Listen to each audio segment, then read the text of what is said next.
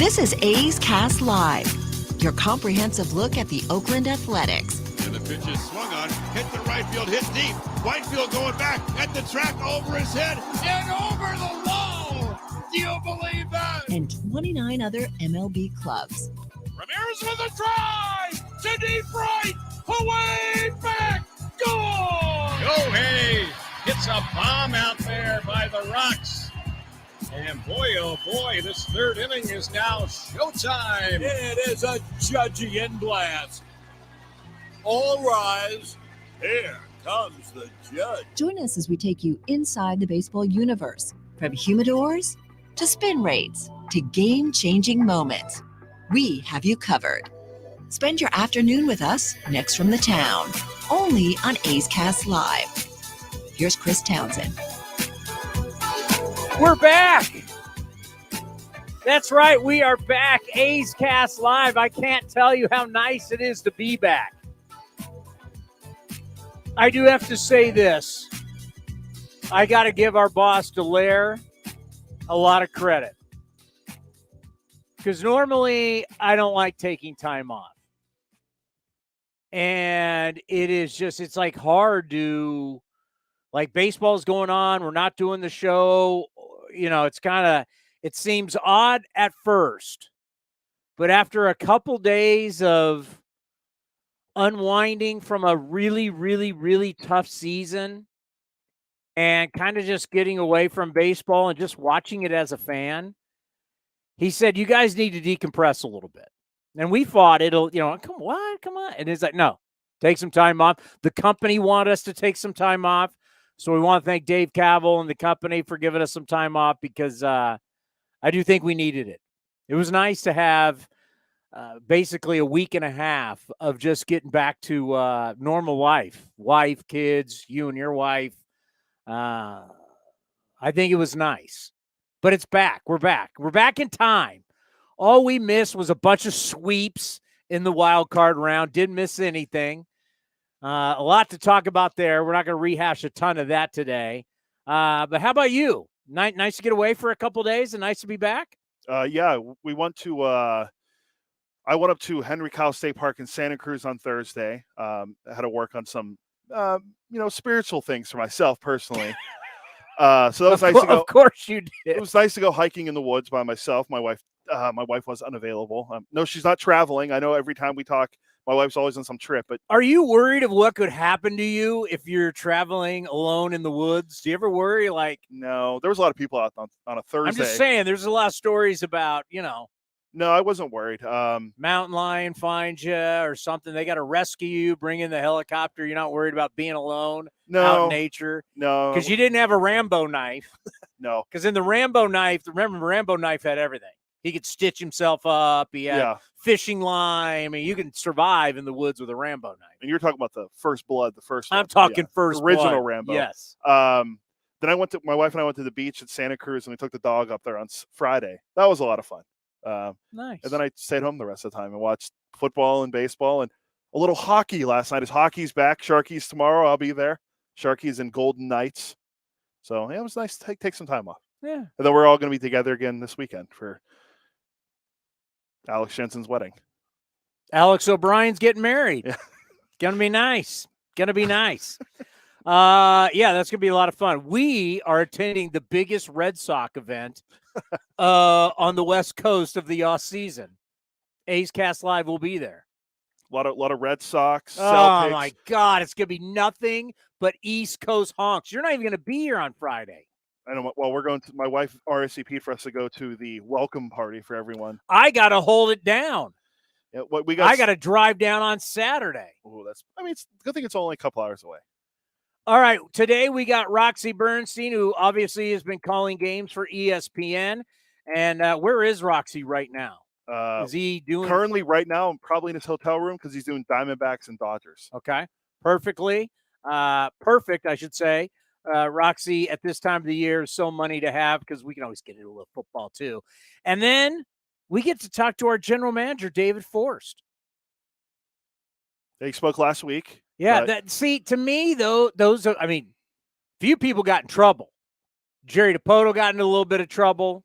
Isn't it amazing? Every single Mariners person, player, executive, whatever, who came out and talked, all had to walk it back. Yeah. Cal Raleigh, that's who you're starting with, J.P. right? Crawford, Yeah. Jerry DiPoto, everybody who spoke publicly had to walk it back. Remember even George Kirby earlier in the year when he talked about getting pulled early or Had to going out walk there it too long. back. Yeah. Somebody's playing hall monitor in Seattle going, yeah, I don't like it. You need to go back out in front of the media and say something different, right? Not one guy in Seattle said, nope, that's what I think. Because you can't tell me when Jerry DiPoto goes out there and start talking about 54%, winning 54% of the time, doing all that, it was insane. And it was like, this is the worst messaging to a fan base I think I've ever heard. The very next day does what? Walks it back on a they sent him back out there on a talk show and went, yeah, I don't think the messaging was right. No. That's how you felt. Because you knew going out to that, it's the end of the year deal, right? You're a general manager, you're a president of baseball operations, whatever the hell your title is. You know going in what the media is going to ask you. You know what your response is going to be. That's what he was thinking, and that was his kind of, I'm sticking it to you, Seattle. You should just be lucky we're in the position we're in, and I could have traded everybody, and we could just be on the road to hell. But no, I got you on the road to being successful. And even like, Jerry, you've been here 8 years. You've been in the playoffs one time. Doesn't matter. I got you. That was a stick it to you. I'm smarter than you are. That's how he felt. And the next day, he's going on a sports talk show going, maybe that wasn't the right messaging. I probably should have said it better. There's somebody playing hall monitor in the Seattle Mariners. Like you said something on A's Cast Live, and someone at Jack London's like, Cody, go back out there and say something different. Yeah, walk it back. Clearly, someone's doing that.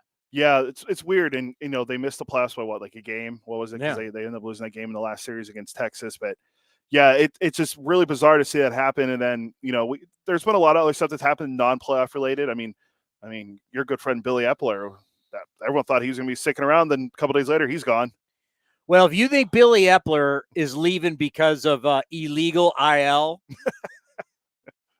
that's what they're trying to tell us. Good luck on that, because I'm not saying everybody does it, because then now you're saying all 30 teams, but I will be telling you a lot of teams do this. The Phantom IL. I mean, Ross Stripling of the Giants came out and said it earlier this year, pretty much, that they were Phantom ILing him for no reason. AJ Przinsky talked about, he came up, they wanted to IL him. Because the thing is, when you go on this Phantom IL, you're still getting paid. You're still getting your service time. They're just paying you to go away. You're not losing anything other than you're not playing. So he made up some crazy thing when he was in Atlanta. Everybody does it. Almost everybody. I'm not saying everybody. I'm saying almost. So to say that, well, they're looking into this, like New York, like, oh, this is the prop. Something's going on there. Yeah, well, he's gone, and David Stearns is full control now. What is his title? President of Baseball Operations or VP or whatever the hell it is. I just like to read the tea leaves on that one. And then one other thing, because we talked about it a little before we came on, and I gave you a great trivia question. Our guy Sandy Alcantara, Tommy John, won't be back until 2025. Yeah, that stinks. It's par for the course. Somebody has put out. Where'd you find it? I just Google searched Tommy John surgeries in 2023, and they literally have a whole Google spreadsheet of literally every guy who's had Tommy John and when. The most recent ones: Felix Bautista of the Orioles, Sandy Alcantara, Riley Green, position player, Jason Dominguez, the Martian, position player, were some of the most notable ones recently to do it. It goes all the way back to the first one in 1974 with Tommy John. So, yeah, there's like 2,300 something Tommy John surgeries, all documented on this Excel spreadsheet that you can easily find on Google. I wanted to go back because I had one of our fans of A's Cast Live and the A's Clubhouse show play I didn't hear you say anything about Arizona. I just want to go back and my predictions of Arizona winning. That's true. I mean, I did take the Brewers. And did I not in the preseason say they were my my darling, and to make the playoffs in the preseason. Correct. Yeah. So I predicted Arizona before the season, and I predicted them to win. Now, we weren't on for me to predict them against the Dodgers, which I would have, but I can't cash that ticket. But my guy, Torey Lovello. Love, trust, commitment, and effort. Say it again. Love, trust, commitment, and effort. That's what they're built on. Sounds like a marriage. That's what they're built on. They're not built on. Analytics are a part of it. Data is a part of it. But they're built on what? Love, trust, commitment, and effort. Seems to be working. By the way, well, what time we got? Who's first, Roxy or David? Alan is at 1:30. What time? Whoa. David's at 2. All right. I want to just give you a couple news and notes. Things that are interesting going into today as we have games starting coming up here in just a little bit. 2:07 our time. Don't tell them what time. We don't want them to know what time. Games will be on later today. Later today, we're going to have Braves and Phillies. We're going to have Astros and Twins, Dodgers up against Arizona. Rangers. They were the kings of blown saves this year. Rangers have held a lead for 37 of the 45 innings so far in the playoffs so far. 37 of the 45 innings. They've only been down once. You're talking about a team that you were like, I don't know how they're going to get anybody out. Leclerc's come in. Mm-hmm. Chapman, but Leclerc's become the guy. And all of a sudden, the Texas Rangers are moving on. Texas has had 67 plate appearances with runners in scoring position. Wow. That's incredible. Yeah. There's always somebody on base. When you're watching it, it makes sense because they always have people on base. That's the most by any team in the first 5 postseason games since the 2013 Red Sox had 71. That number to me is astonishing. I'd say every inning they got guys on. Every single inning they're putting pressure on the other team's pitching staff. They're putting pressure on the other team's defense. That's unbelievable. You love home runs. We get this every year. The teams that out-homer their opponents, 11-1 in the postseason. It's pretty much that way in the regular season too. Arizona is already homered, but this is the thing. Where Atlanta's not homering as a team, it's always teams, it's the unknown that you can't predict, which is so wonderful about the postseason. Arizona's already homered 9 times in 4 games. That's 2 fewer than the 11 they hit when they won the World Series in 2001. I think that you're Gonzo at 57 that year too, I'm pretty sure. But just think about that. If you had the 12 teams to pick, who's going to be the team that hits a bunch of home runs? Would you hit Arizona? No. That is the beauty of the postseason. And are we getting Eno Saris on Friday? Friday, yeah. I'm going to tell Eno Saris that all of his buddies on Twitter should all X, they should all just go away for the postseason. They all should just hibernate or go get them in a room and they can just go talk. We need to create a separate wing on X for them all just to hang out by themselves because they sound ridiculous. It's not fair. I saw one guy say the only thing that would be fair is if they played 50-game series because you would really know after 50 games who the best team is. We're going to play 50-game series? No, this is the beauty of it. Because what happens in the postseason is this isn't July in Kansas City. This isn't August in Oakland. Every pitch matters. Every play matters. See, in baseball, the thing that's great about it, and then the thing that's great about the postseason, is baseball is a sport that's played every day, right? We play every day. It's the same thing every day. It's the same routine every day. For all of us, whether you're a player or you're a non-player. It's such a routine-oriented game that you play the 3-4 game set, sometimes 2. get on the plane, go to the next city. Play 2 to 3 games, get on the plane, go to the next city. Play 3 to 4 games, get on the plane, go home. Now you're at home. Now you play the same team for 3 games. They leave, now the new team. It's just the same routine. And always, you never get too high, you never get too low. All of a sudden, it's like, wow, I'm going real well. Just want to keep the same things going.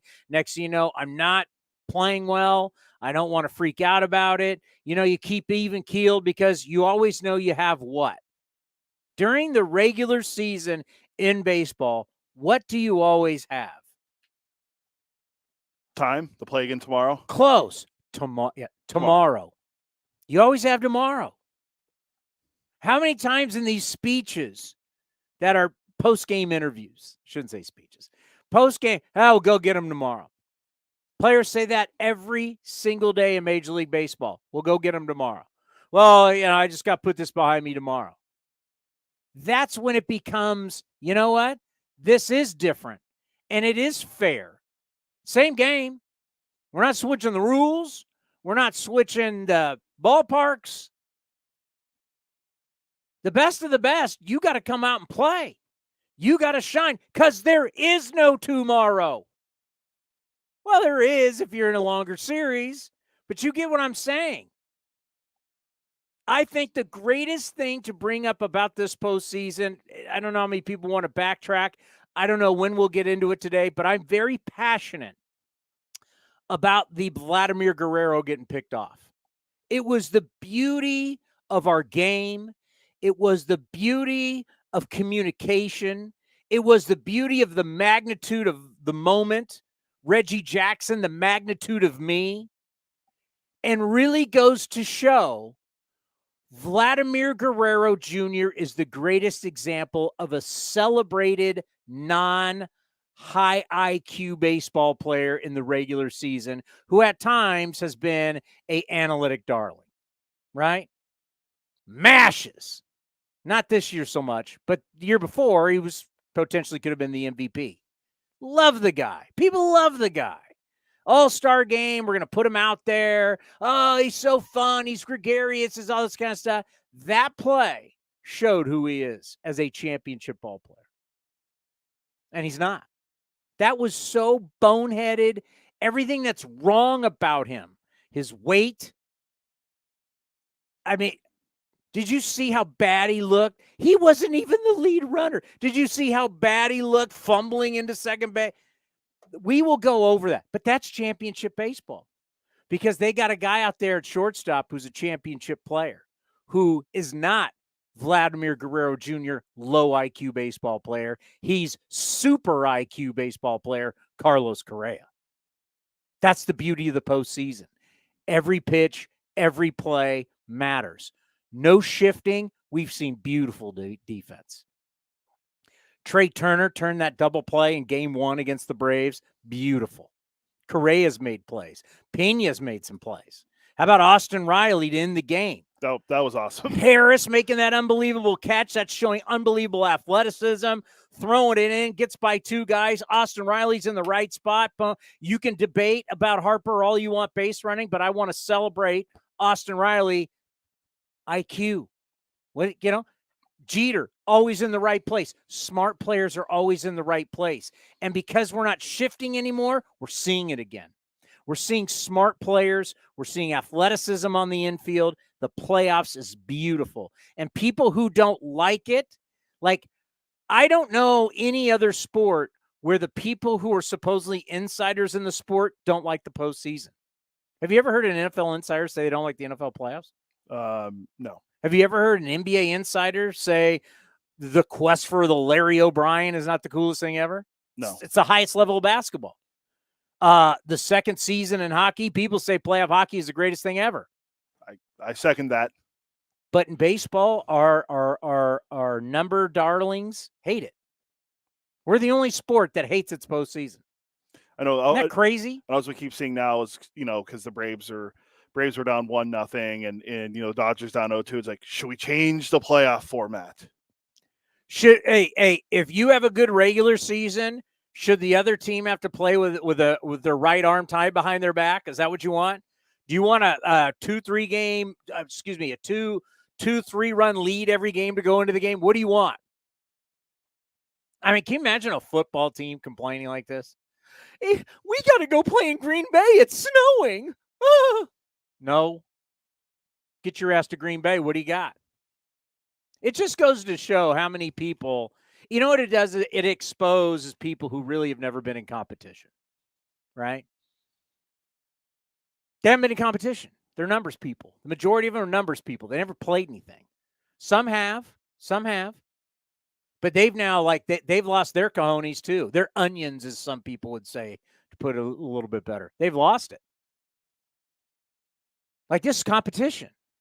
It's not fair I have to play Tiger Woods. He hits it further than I do. Is that fair that I got to line up at Pebble Beach and play Tiger Woods where he's won all these times? Is that fair? Yeah, it's fair. It's competition. Got to go out and compete. Doesn't matter where. Doesn't matter where. I got to fight Mike Tyson in Vegas. He's never lost in Vegas. Well, guess what? You got to fight. He's the champ. You want to fight Mike Tyson? You got to go fight Mike Tyson.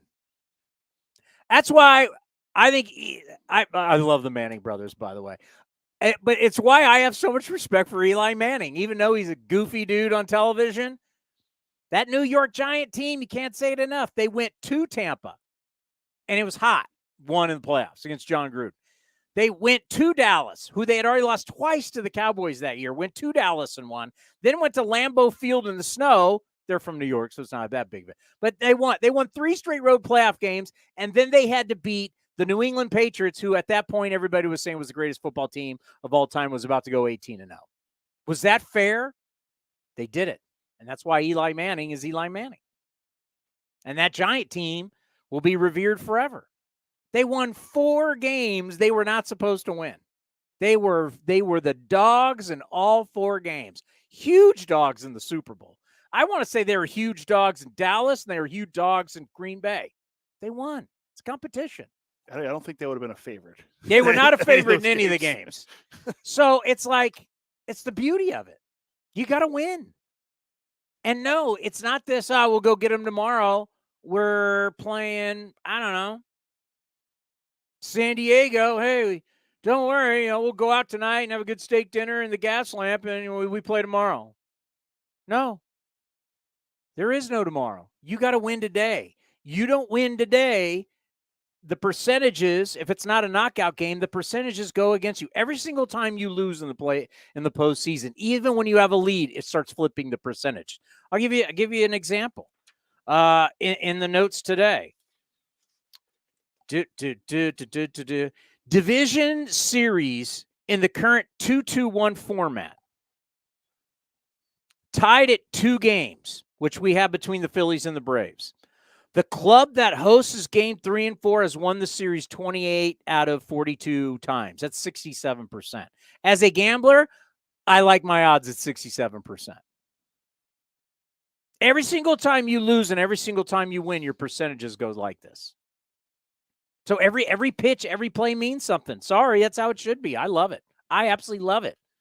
You get to see who the real ballers are. Yordan Alvarez.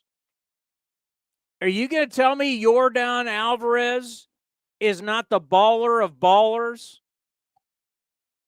You regular season. Oh, by the way, go look at the stats of the Toronto Blue Jays. Toronto Blue Jays are now 0 for their last 3 in the postseason. Actually, the whole division. Blue Jays have now lost 7 in a row. But they're 0-3 in their last 3 series, right? Yeah. All 3 of those series that they have been, they've gone 0-2 on all these series.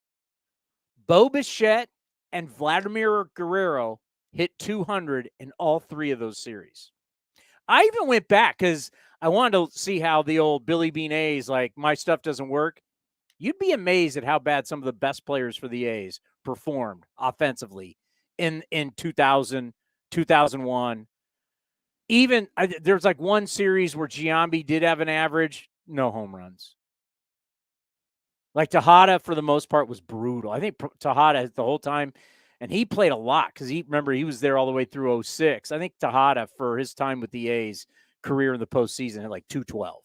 with not a lot of pop. Chavez, not a lot. I mean, you can say whatever you all you got to do is go look. What did the big guns do, right? What did the Braves do game 1? Nothing. And what did the Braves do up until the 7th inning? Nothing. So it's pretty self-explanatory. Your big guns don't do anything. You're going home. You're literally going home. And then we can get into the pitching. But I do like how the regular season sets you up. But then this tells you everything you need to know. Teams that have won more than 90 games this season have combined to lose 10 of 11. Yeah, there was a really good stat about because you were talking about the Rangers. 10 of 11, folks. 90-plus wins. Teams have lost 10 of 11. Where are your Baltimore Orioles? Where are your Tampa Bay Rays? You believe the Rays? I was playing golf. Center Bar Hills, our sponsor. And I was playing with a guy, I think you might have heard of him. His name's Ken Korak. We'll see him this weekend. Have you ever heard of Ken Korak? Radio Hall of Famer. So Ken and I were playing. It was during the Braves game. And God, I got who were they playing? The Rays were playing the Rangers. Yes. Okay. They had gone, if you date back to last year, 33 innings without scoring a run. 33 innings. Do you know how many outs that is? There's only 27 outs in a game. 33 innings, 33 times 3. You know how many outs they have gotten, haven't scored a run? 99. Wow. You don't think something's there? Last year to this year, cannot score. Can't get one run. One run. The Rays. Bright lights, baby. Bright lights. The bright lights are on. Just when you're playing college basketball, hey, we're the WCC champs. Great. Welcome to the tournament. How are you going to do? Is that a shots fired at St. Mary's? No, I'm just saying. Whatever conference. Gonzaga does choke a lot in the. Yeah, it's tough. It's tough to win. When's the last time Pac-12? They're getting dismantled. Think of Pac-12 though. John Wooden's not walking through that door. Actually, there was a WCC team in the national championship game last year. I mean, you start. Yeah, no. Oh, Mountain West. Sorry, Mountain West. Don't disrespect my conference like that in the Spaz text. But it's like this is what the competition is. This is what it is. The bright lights. Are you at your best when it matters most? Not the same mundane schedule. You're the kings of the same mundane thing every day. Every day. We do the same thing every day. We have one day off every 13 days, 14 days. We do the same thing. I'm routine. Because that's really what you're the kings of. You're the king of the same routine. And you're really good at the same routine. Well, we now take your routine away, and now you got to play games that it matters. Every single, you can't say, well, we'll go get them tomorrow. Am I wrong on that? I think when you follow it every day, you'll understand what I'm talking about. How many times during the season it'll be, we'll go get, just got to go get them tomorrow. There's that mentality. It's true because we hear it all the time.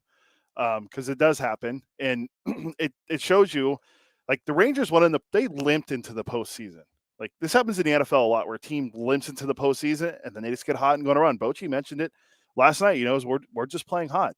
And they showed, and the number you told me to save it for the show, they're the first team that we have real quick before Roxy gets on here. The Rangers became the first team in Major League Baseball history to sweep two teams with a combined 200 wins during the regular season in a single postseason. The Rangers are just running through everyone. Offensively, Eovaldi's pitching well. Montgomery's pitching well. I know Heaney didn't pitch deep into the game, but they didn't need him to.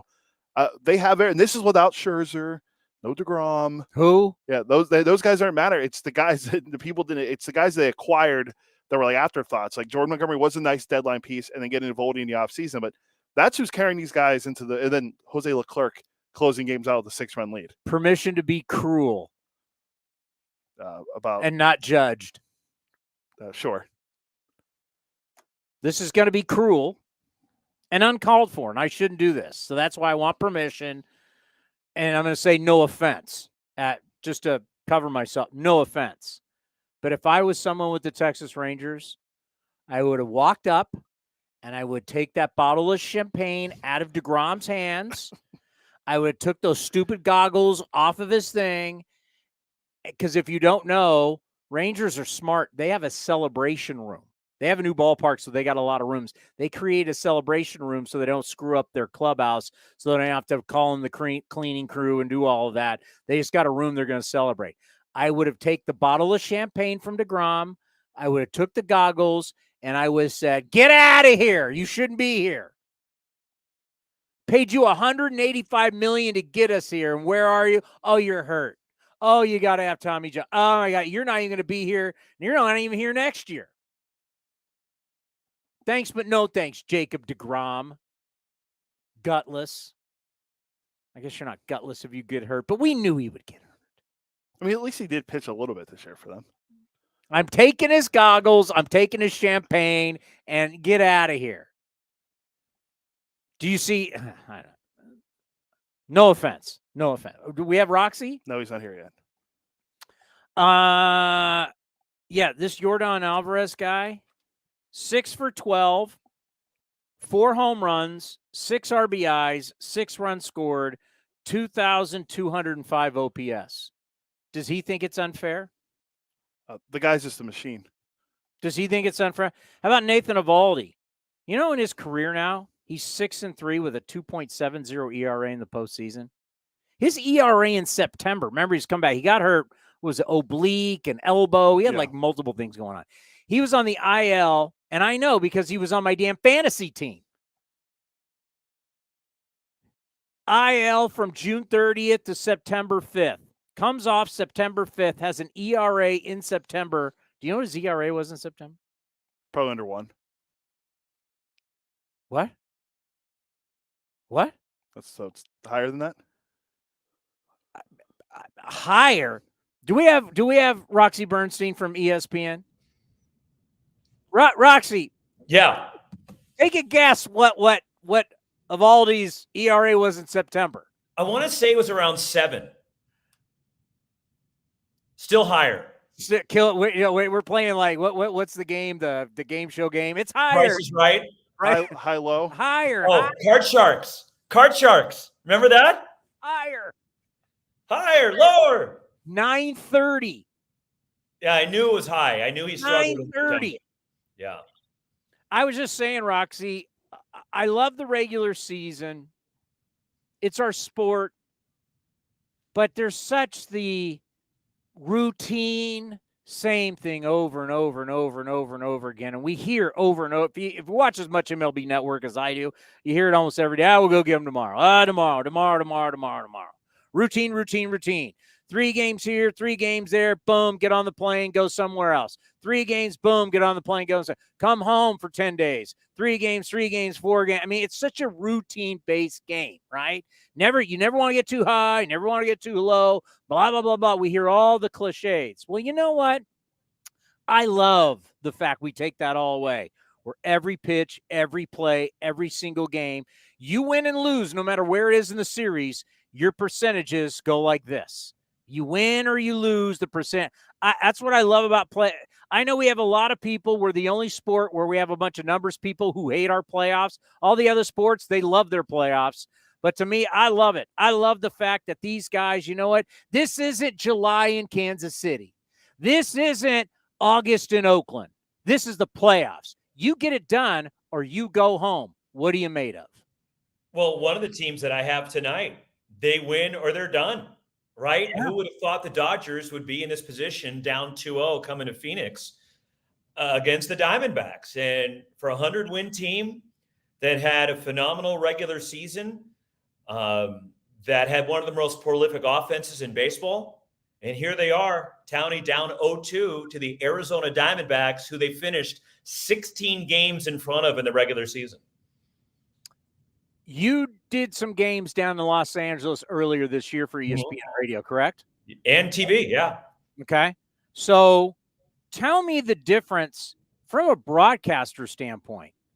what is the different feeling of regular season? Hey, we're going to go down and talk to Dave Roberts. We're going to talk to the other manager, because you guys get exclusive stuff being ESPN when you're there doing games. So you get far more than the rest of the media. So take us through what that's like, and take us through what playoffs are like as a broadcaster, like your game tonight. Well, there's definitely a different electricity in the ballpark. And it was interesting being in the Dodgers clubhouse pregame, game one as opposed to game two. I thought game one that they were loose, that the Dodgers were focused, and they were ready to play. I thought they got a little tight in game two pregame. You get that sense when you're in a clubhouse, the feeling, it was different. Now, Dave Roberts was his same jovial self, in a good mood, optimistic. But I did get a sense that there was some tightness with the Dodgers. And I think, unfortunately, their at-bats showed it in game two. Look, Zach Gallen is one of the best pitchers going in the game, right? And he had a phenomenal season, second most wins in the National League, an accomplished pitcher. So I think that was part of the equation for the Dodgers. But there was some uneasiness, I thought. And I think the feeling, I'm about to head to the ballpark as soon as I'm done talking to you. I'm staying 3 blocks away. We're going to walk over. But my guess is the feeling might be the same, and maybe even be a little bit more tight. You're hoping not, because if a team is tight, and you know this, Chris, in baseball, that's not a good sign, right? You're just not going to play well when you're tight. You need to be loose. But the Dodgers know that they're going to have to win 3 straight. Can they do it? They absolutely can. And they did it many times this year. They won 100 games. Yeah. And this is a team they perform well against during the regular season. But the pressure's on the Dodgers. There's no pressure on the Diamondbacks. Nobody expected Arizona to be in this position. They've won 4 consecutive playoff games all at home. And they limped into the playoffs. Chris, they lost their last 4 games and scored a total of 3 runs. Yet they've erupted in these playoffs. And, Brandon Pfaadt's making the start tonight against Lance Lynn. And Chase Field is going to be absolutely rocking tonight, the first home playoff game for the D-backs. You said tight, you said uneasy, and I just wonder, when you're at Chavez Ravine, like in June, doing Sunday Night Baseball, and just to tell people the difference between the playoffs, we're really playing for something, and the regular season, for all the people who are like so into the regular season. Would the Dodgers ever be tight or uneasy against the Rockies on Sunday Night Baseball in June? Well, the Rockies in June would probably not be on Sunday Night Baseball. May? Although they were in September. So let's call it May. We'll call it May 19th. Are the Dodgers going to be tight or uneasy May 19th against the Colorado Rockies? Absolutely not. And the Dodgers in the regular season, they didn't get off to a great start. In the middle of June, Arizona was in first place in the division. But then the Dodgers ran away with the NL West. And Arizona then lost 25 of their next 32 games. And LA took control of the division. The Padres never really hit their stride, unfortunately, until the final couple of weeks. The Giants faded again down the stretch. And the Dodgers just took off with the division the last 2 months of the year. Their bullpen was great. And their offense was so consistent all year. And the first couple of games, Mookie Betts, Freddie Freeman have been quiet. That can't happen tonight. It's like we're reliving the Braves all over again.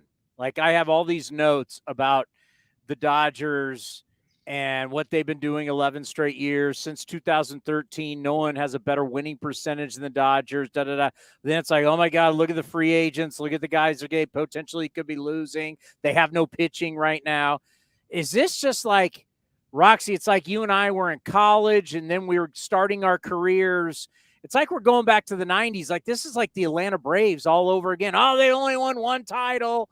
Does this just remind you so much of that? It's very similar. Yeah. Because they've won the division 10 of the last 11 years. In the last 4 complete 162 game seasons, they've won 100 games. But this Dodger team was different, Chris, because this wasn't about the pitching. They had the issues with their starting pitching. Tony Gonsolin with the injury. Walker Buehler, they were aiming for September, never came back from the Tommy John. The Julio Urias situation off the field, which is a disaster. So they're starting pitching. They're relying on Clayton Kershaw, who spent time on the injured list this year, had a great season, but he couldn't get out of the first inning in game one. So after that, you're relying on Bobby Miller, who is a rookie, and he's got great stuff, but he got hit around in the first inning in game two. So now your season comes down to Lance Lynn, a guy you picked up at the deadline who is a veteran pitcher. The one thing that causes me concern for the Dodgers tonight in this game is Lance Lynn has been relying on the fastball, even more so since he's gotten to the Dodgers. They've changed the grip. They've asked him to rear back and let it go. This is how we want you to throw. And he's done it, and he's had success with it. The problem is the Diamondbacks have been a good fastball hitting team. With this young group, Corbin Carroll, Alec Thomas has hit a couple of home runs. The emerging star catcher, Gabriel Moreno. This team hits the fastball. I think that's a concern for the Dodgers coming into tonight. But their bullpen has been lights out in the second half. And you would think at some point they're going to hit. And Brandon Pfaadt, who was knocked out in the third inning in game one of the wild card, that's who the Diamondbacks are leaning on tonight. And then should we get to a game tomorrow night, which should give the Dodgers some optimism, is Merrill Kelly pitched great against them in game one. Going into game one, Merrill Kelly in 16 career starts against the Dodgers prior to game one was 0-11. Can he do it again? I think that should give some optimism for the Dodgers to get it back to LA for a game 5.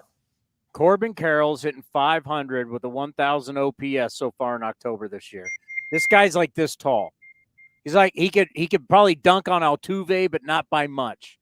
I just think about what the D-backs have done this year. Their bullpen's been fantastic in the playoffs. We love Torey Lovullo. It's so far it's the best story of the postseason. Cody, what are they built on? And it's tough for Cody to say this. What are they built on? Love, trust, commitment, and effort. Love, trust, commitment, and effort. There's no analytic for that, Roxy Bernstein. Well, what did Torey Lovullo's speech after they beat the Brewers in the wild card? We're a dangerous team because we're a connected team. And a connected team is a dangerous team. And that's what they are. They're confident. They're going to go in there tonight feeling good about themselves. And they're just – remember, Josh Beckett had the line 20 years ago and he was pitching for the Marlins, right, when they were taking on the Yankees in the World Series. We're just young and dumb enough to win this thing. Well, in a lot of ways, that's the Diamondbacks because you look around – all these guys are young. Thomas, Carroll, Moreno. This team has gotten it done this year because they catch the ball. They committed the fewest errors in baseball. They steal bases. Athletic. Yeah. The second most stolen bases in the National League. They have terrific frontline starting pitching, and they got a good bullpen. And that's a good combination for them to have. Yeah, their pen so far in the postseason has a 1.15 ERA. So that's the thing. It's like that's what's great about the postseason. We don't know. You can do every prediction show. You can have all the notes like I have in front of me. You don't know who's going to be the guy. Who's going to be that guy that steps up? Who are going to be the certain players that are going to step up? It's like the Texas Rangers. Their bullpen was the worst. What was it, 33 blown save? I mean, we were awful. And all of a sudden, Leclerc's getting everybody out. Even Chapman's still a little good. But, I mean, they're piecing it together, getting it to Leclerc, and here they are. They look unbeatable. And they have that great offense that's delivered. And there's just – when you look at the Rangers' offense, Chris, there is nowhere in that lineup that a pitcher can take a breath, right? When they're batting, Josh Young hit 8th last night? Yeah. And that's the thing. Even the Dodgers have some weak spots at the end of the lineup, right? For as good as Rojas is defensively and short, how much do you fear him offensively? But they're top of the lineup. The Dodgers have 4 different players with 100 or more RBIs. But then once you get to the bottom, there's a couple spots where you might be able to catch your breath as a pitcher.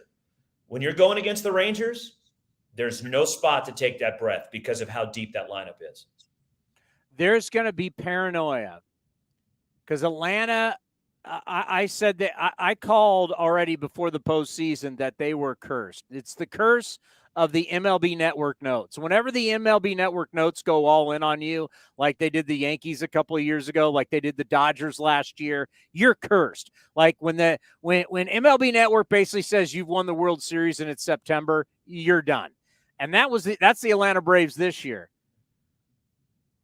I'm just wondering. I know what the percentages are, but I'm just thinking mentality-wise, because the Phillies are just the – I said last year the Phillies were like that travel ball team, like a bunch of guys that come together, drink beers, they're in high school, they bond, love each other, and they're unbeatable.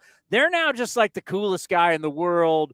How big is this game for the psyche of the Atlanta Braves? The Atlanta Braves, because oh, my God, we won that one. My God, we had a lot of stuff happen in the last 3 innings for us to win that one. They're gripping it. If Atlanta loses tonight, how big is that on their psyche? And Philly did the same thing last year, right? They got hot at the right time.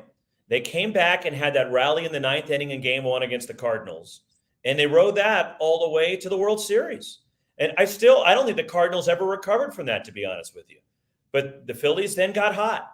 And the Padres did the same thing in the postseason last year. And that's why they met in the NLCS. And look, I don't know what can be done, but look at the regular season. And the teams that got byes, they've struggled to get their timing back. And they can try to play all the inter-squad games and whatever they can do to try to get their rhythm going. It's hard to restart it. And a lot of these teams, for example, like the Diamondbacks, like the Rangers, had to play all out just to make sure they were getting in. And it carried up until the final day of the regular season, where the Dodgers knew for a while they were getting a bye, they'd won the division, and they were just kind of coasting into the playoffs. And that's why I think some of the other teams are dangerous, because they've been playing playoff baseball for a while now. You know, the only people who complain about format is?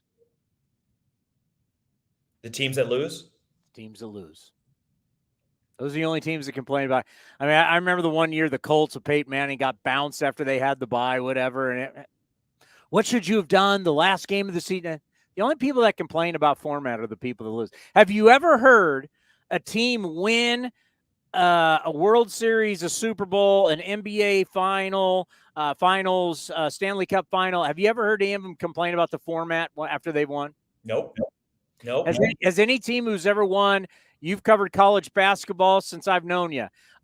You've been calling college basketball for ESPN. Has anyone at the Final Four ever complained about format? Nope. Only losers complain when it's all said and done. Right? It's a very good point. Has winners complain about officiating, do you? Has anybody ever won the Rose Bowl and went, man, we had a month off, man. We had too much time off, but we still won. You made us go to Disneyland. You made us do all this stuff. You ever heard a Rose Bowl champion complain about winning the Rose Bowl? Nope. I love it, Roxy. This is awesome stuff, by the way. Minnesota's done. Yeah, it's going to be hard. I mean, how great is that Houston, Texas ALCS going to be? Everybody was telling me how great the AL East is, and the AL East can't win. We talked about this last time, Chris. I was never a big believer in Baltimore. I think they're really good. Don't get me wrong. But the metrics told you they were outperforming what their win total should have been, right? Because they were just okay pitching. They were just okay hitting. They were just okay defensively. They have some good young stars, and they're going to be set for a while. But the metrics were telling me that they were outperforming what they should have been doing. Well, to me, the Astros, it's like when you used to watch the early Star Wars movies, and you're like, there's no way Darth Vader in real life would lose, right? Well, it's a movie, so he's going to lose. Well, in real life, the Astros are Darth Vader, and Darth Vader doesn't lose. There's just something about them. They know that they're one win away from 7 straight trips to the ALCS. That's crazy. Crazy. I didn't realize baseball, we're sitting here now with the longest gap between back-to-back. You know, when people talk about it's about winning championships, I got to hear callers talk about that. It drives me nuts. People don't realize how hard it is to win. They just don't.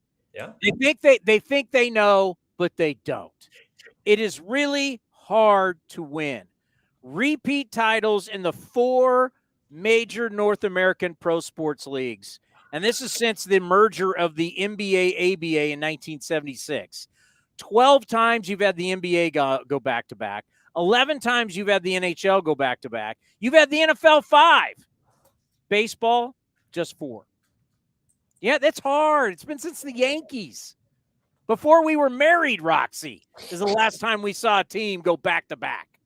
It's a long time ago. Long time.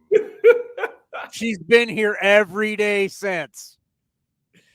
Yeah, but half the time I'm on the road, so that's why I'm still married.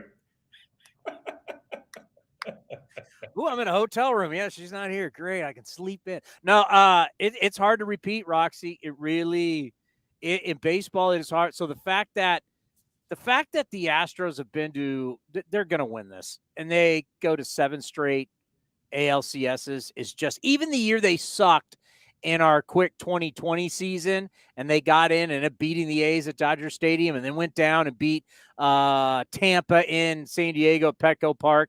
They lost to Tampa at Petco Park. The fact that different manager, different players, they still have some of the core guys, but it's incredible. Where we are in our sports timeline, for them to do this 7 straight years, I'm not saying it's completely over. I just think if they do it, it's a hell of a feat. Well, how many times did they get written off that they weren't going to win the AL West this year? Right? When Texas got off to that big lead, oh, here comes Seattle, here come the Mariners. Well, guess who's left standing at the end of the day? Yeah, unreal. Bregman was great when he said, everybody wondered what it was like if the Astros didn't win the AL West. I guess we'll never know. Boom, up in the champagne. Yeah. Quickly, college football season so far, a lot of great games, a lot of drama. What has stood out the most for you? How great the Pac-12 has been, which unfortunately is in the last season of the Pac-12, right? With all these great quarterbacks, you look at Caleb Williams at SC, Michael Penix Jr. at Washington, DJ Uiagalelei coming off a 5-touchdown performance. Oregon State's good, Washington State. That the Pac-12, how good it has been. And is this the year they get through to the playoff in what is the last year of the Pac-12 as we know it? We'll see. That's what stood out to me. Granted, that is the conference I'm invested in and I am in tune with, but nobody can argue with the statement that Pac-12 has been the best conference in college football this year. Why can't SC play defense? That's a problem for Lincoln Riley to try to figure out. And I do believe their defensive coordinator, Alex Grinch, is really good. But last year, their ability to get turnovers was masked a lot of the issues they had on defense. This year, it has not been the same. They were lucky to squeak by Arizona State, I thought. They were lucky to come out with a win last week, but they're still unbeaten, and they have the best player in the country in Caleb Williams. But there is some big concerns about USC defensively, and that's why I think the best 2 teams in the Pac-12, at least what I've seen so far, are playing up in Seattle on Saturday. You know, for a good part of our life, the early season game, that was always a big game. Texas State Fair's going on, Cotton Bowl, historic. It's the Red River Shootout. They call it something different now, but I don't care. I'm calling it Red River Rivalry. Red River Shootout was always a big deal. I do remember when, it was Darrell Royal against Barry Switzer. I remember that from way back when we were kids, right? They were huge. They've been huge games for a long time. I didn't realize when I started watching it, oh yeah, once they go in the SEC together and the way the scheduling works, you can't always guarantee that game's played during the Texas State Fair. We don't even know what the divisions are going to look like in the SEC yet, I don't think. That was the last one of the greatest rivalries in college sports. But that's what really sucks about all this conference. I've called it conference consolidation. It's not realignment. That a lot of these rivalries, we're not going to see Cal UCLA, Stanford USC. We're not going to see Washington and Cal. And we're not guaranteed to have these rivalries going forward. Missouri and Kansas stopped playing one another. We're going to probably get A&M and Texas again, but that stopped for a while. Yeah. And the way the schedules work, and that's what sucks. That's what college sports is about, these great rivalries and traditions. And because of money, it's all going away. And I think some ill-timed decisions by people at the Pac-12, not necessarily at the conference level, but I think all across the board, that's why we're headed to what we're headed to, and why schools are going to the Big 12, the Big 10, and Cal and Stanford are going to the ACC, which makes no sense. All right, I know you got to go. One last one. I'm not fully up on this, but I would agree that if I'm Washington State, I'm Oregon State, that I legally should be making all the decisions for this conference going forward as your asses are all leaving. I think it was Washington or somebody who's now suing them back or whatever. Yeah. So it's like, this is really ugly. Like, you're leaving and you still want decisions about what's going on, but you're leaving. I've joked with friends that I want to see Washington State, Oregon State merge with the Mountain West, keep the Rose Bowl, and maybe my Spartans could be in the Rose Bowl. How about that? How about the Spartans against Wisconsin or Michigan in the Rose Bowl? Harbaugh, San Jose State, Rose Bowl. But I agree with Washington. I don't know all the particulars, but if I'm Washington State, Oregon State, I'm on board with them. You guys are leaving. Get the hell out. I agree. I agree with you that, and the reason, there's a number of reasons why this lawsuit's taken place. They got a restraining order against the rest of the conference. Washington is challenging that. And they're claiming the court that ruled restraining order, granting it to Oregon State, Washington State, doesn't have jurisdiction over the University of Washington. So that's what's the most recent legal maneuvers. But I'm with you. And the reason they want to keep this thing together, look, they're still standing. They're saying, look, we're still in this conference. There is so much money that is due from NCAA tournament units, whether it's men's basketball, women's hoops, bowl games. Ooh. That's why they are trying to keep this name moving forward. And those two teams would get all the money. All and of that's it? why this is taking place. All of it? All of it.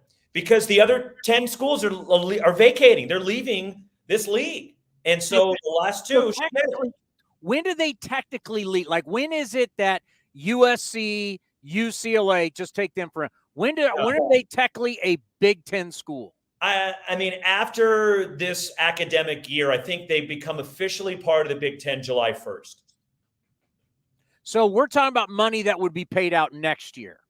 There's money that's due over the course of like 5 years. Yeah. That's what this was about. Yes. Wow. I mean, yeah. I mean, if you're Oregon State, Washington State, you might be, all right, you guys leave because we're going to be fat happy. Yeah. We'll create our own league. Is there any way that you could see certain Mountain West, you could cherry pick from smaller conferences. Is there any way you could see a Pac-12 still alive? Oh, yeah. I could see there is a scenario where they operate as a 2-team league next year. I see it. Believe it or not, that can happen. There is a grace period the NCAA could give them to operate as a 2-team league. Now, they wouldn't necessarily be given the automatic berth to the playoff that the Pac-12 would be granted because they're a Power 5 conference. But, yeah, there's a scenario where that could happen. All right, so do you get a police escort on your walk over to Dodger Stadium tonight? I don't have to worry about that. Jessica Mendoza, maybe. Okay. All right. Well, you have a wonderful call, my friend. We'll talk to you next week. You got it, Townie. The great Roxy Bernstein. You can hear him on ESPN Radio tonight. Game 3, Arizona. So, I've been Snakes the whole time.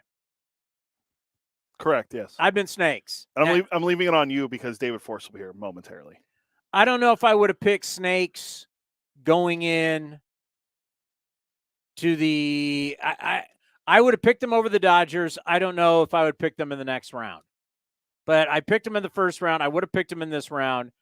I'm happy for Torrey. It is a great it's a great story. It really is a great story in baseball.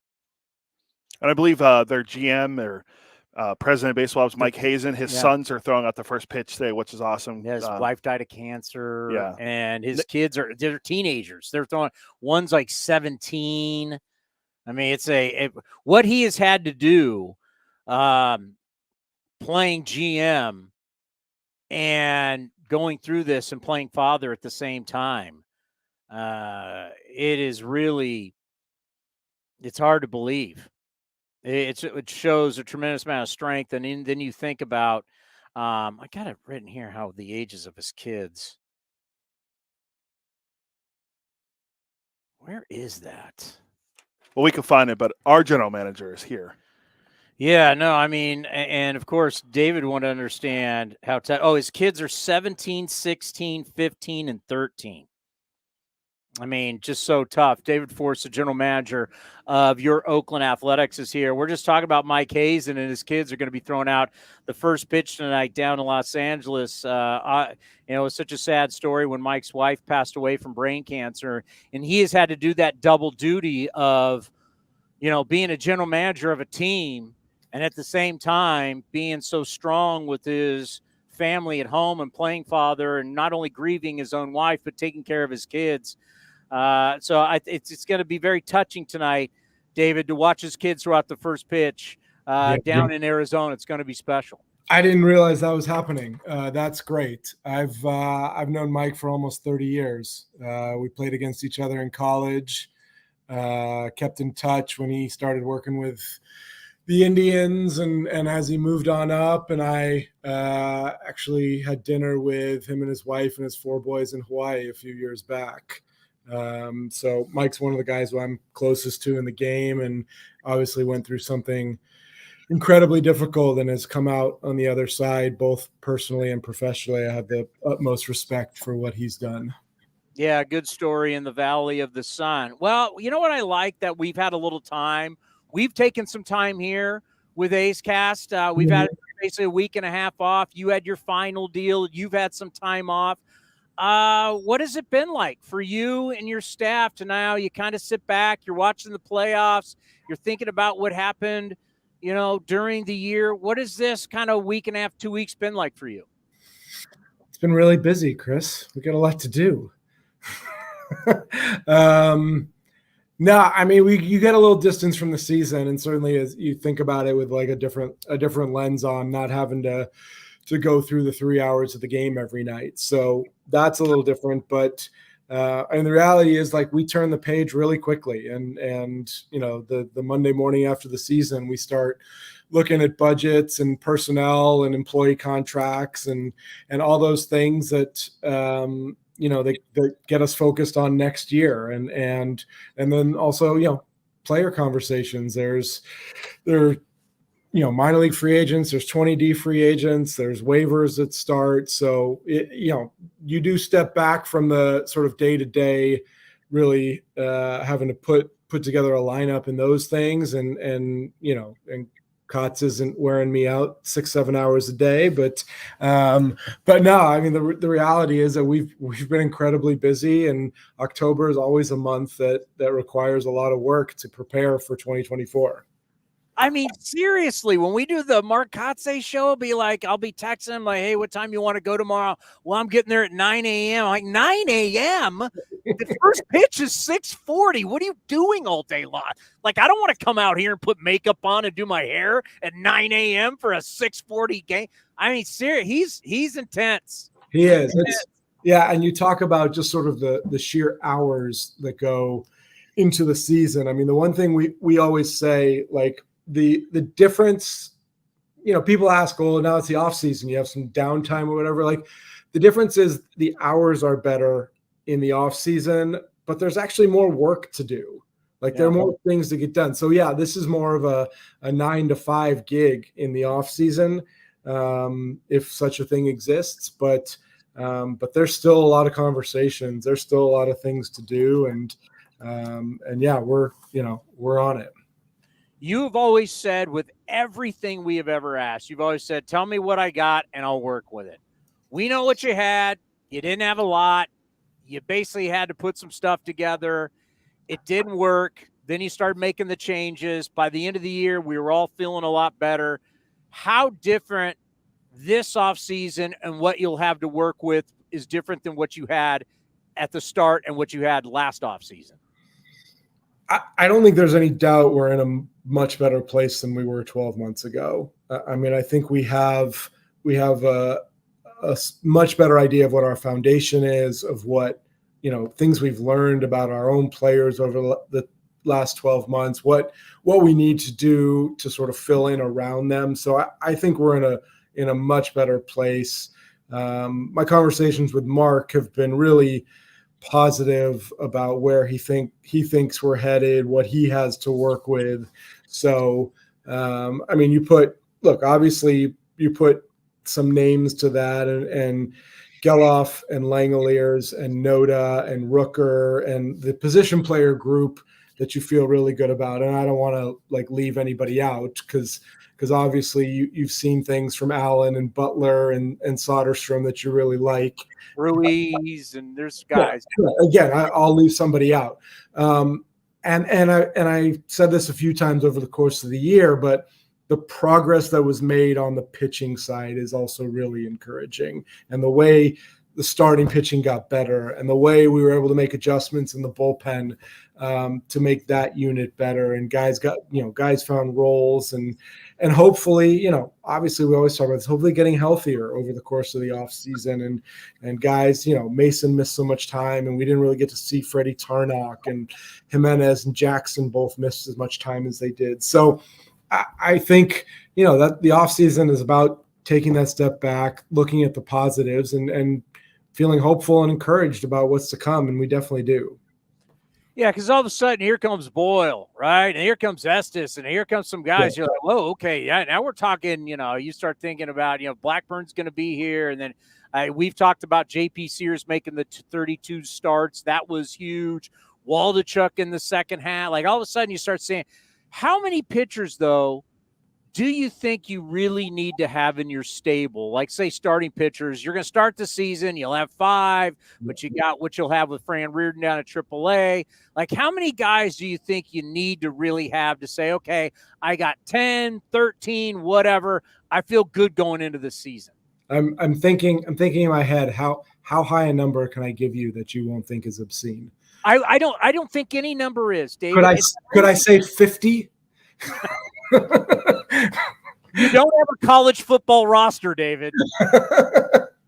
Man, I don't know. I mean, that's what everybody in this game is trying to do, is get enough depth, get enough pitching to weather the storm of injuries that just continues to plague us as an industry. So, yeah, I mean, like you said, Boyle and Estes come up and show they've got it. I mean, obviously, the difference between those guys and established big leaguers, consistency and doing it sort of over and over again.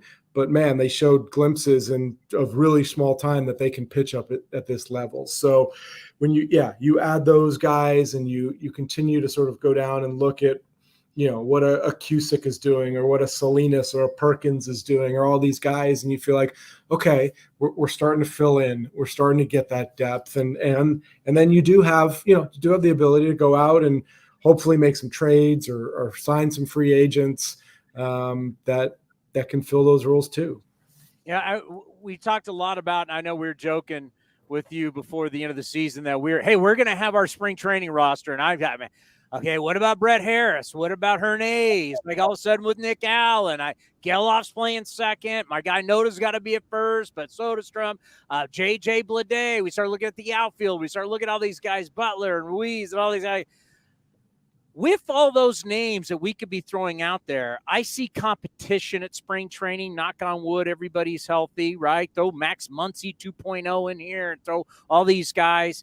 Is there going to be the same need as there's been in the past to bring in veteran guys? Because Aledmus Diaz, as of now, is still here. Or are you going to say, you know what, I like all the competition we got with these young guys, and it's going to be fierce? Yeah, I don't think those two things are mutually exclusive. I think you need to have some experience and some veterans here, some guys who are a little more established, and you can count on their track record. I'm not looking to block anyone's development or playing time, but I do believe that there is a need here for some consistent major league performance. So I think all of that is going to breed competition. I think that's healthy, and I think we know that the exception to the rule is the guy who comes up and stays. It's more common that these guys go up and down, and that some of the guys who finished the year in the big leagues this year may have to go back to AAA for a little while. And no one up here is a finished product right now. So I think that's healthy. And I think, again, I'm not talking about blocking playing time for guys who are absolutely ready to be here. But it never hurts to have guys, get a little more time. Is there something you've thought about now that you've stepped away a little bit from the season that you look back on last season and you just go, man, I can't watch that again for 162 games? Is there like one thing that you can hone in where you just go, that's got to be different? I don't know that there's one thing. I mean, look, if there's anything we've reflected on the most over the course of the year, and I guess in the last couple of weeks, it really is having started the year with 5 rookies in the rotation. And again, that wasn't by design. Blackburn got hurt. I didn't really consider Rucinski a rookie because he had pitched in the big leagues and he, 4 years in Korea as a starter. Like, there's some experience there. I didn't want to think about Fuji that way, but in reality, he never pitched in the big leagues and never pitched over here at all. So going into the season with those guys, we just couldn't dig our way out early in the year when the starters got down a few runs early and then the bullpen got taxed and we were playing catch up. I mean, there were so many nights when Kotz and Emo couldn't manage the bullpen. They just had to manage to find 9 innings of pitching. And that was just disappointing. It felt like we were pushing that rock uphill every night. And that's something we don't want to go through again. How about this? Only 4 teams since the NBA-ABA merger in 1976 have repeated in in baseball. So it's happened a lot in the NBA. It's happened a lot in the NHL. It's happened in the NFL. In Major League Baseball, it just doesn't happen. And I got all these notes of why teams win, why teams don't. When you watch it, you've been through it. It's just what's great about baseball is like you play. You got to go out and play. You got to man up and you got to be better than the guys you're playing. Doesn't matter. Did you have a bye? You didn't have a bye. Am I on the road? Is it cold? Is it hot? Is it that? Man, you got to win. It's competition. It's baseball. Because some teams out homer teams, some teams out pitch teams, some teams steal, some teams play good defense. You can win a lot of different ways, but how much is it? You just got to go out and you got to be a badass to win in the postseason. Yeah, you got to have the horses to do it. And yeah, there's all these, all this like hand wringing right now about, the buys or the days off or, the best teams not getting to play the lowest seed, like whatever the case is. Like at some point you're going to have to win the most games to get through the postseason. And we know from experience how incredibly difficult it is, no matter how you get in there, win the division, be the wild card, whatever. It's all tough. You have to get hot at the right time. I mean, look, the Rangers played pretty poorly for a stretch in September. I mean, there's no way around it.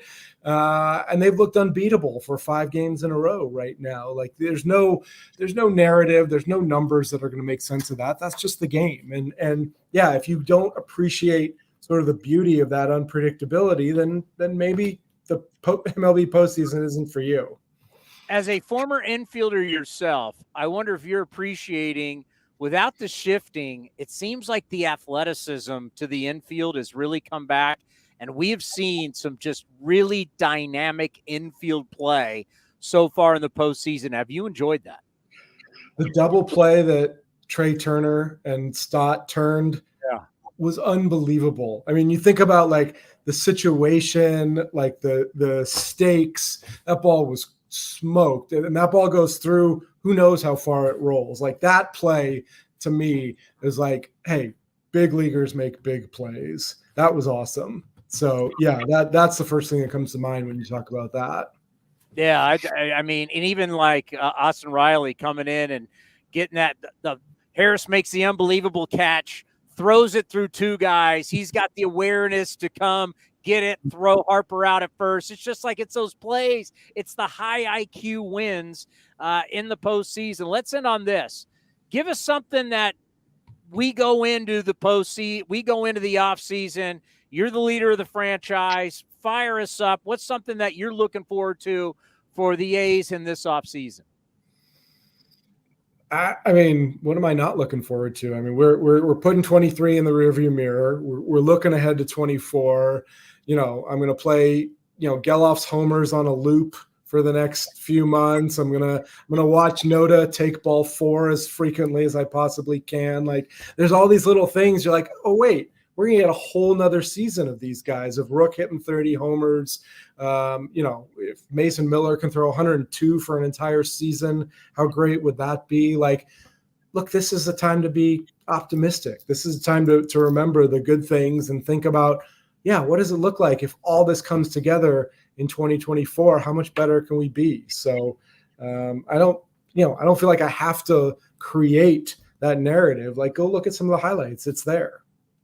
I got to stand on a stool just to be eye to eye with Joe Boyle for an interview. It's odd. I mean, and then he comes out, I can't throw strikes in the minor leagues. I don't know, man. He's throwing strikes for us. He had us on no hitter watch. His third start in the big leagues. We were joking, going, "Hey, game 1 of the postseason next year, I'm giving the ball to Boyle." Hey, I got to say, one of the funniest things this year for me was down at spring training. It was Fuji's first time he's going to pitch, and everybody was gathering around, right? And as we just mentioned, I'm not the tallest guy in the world.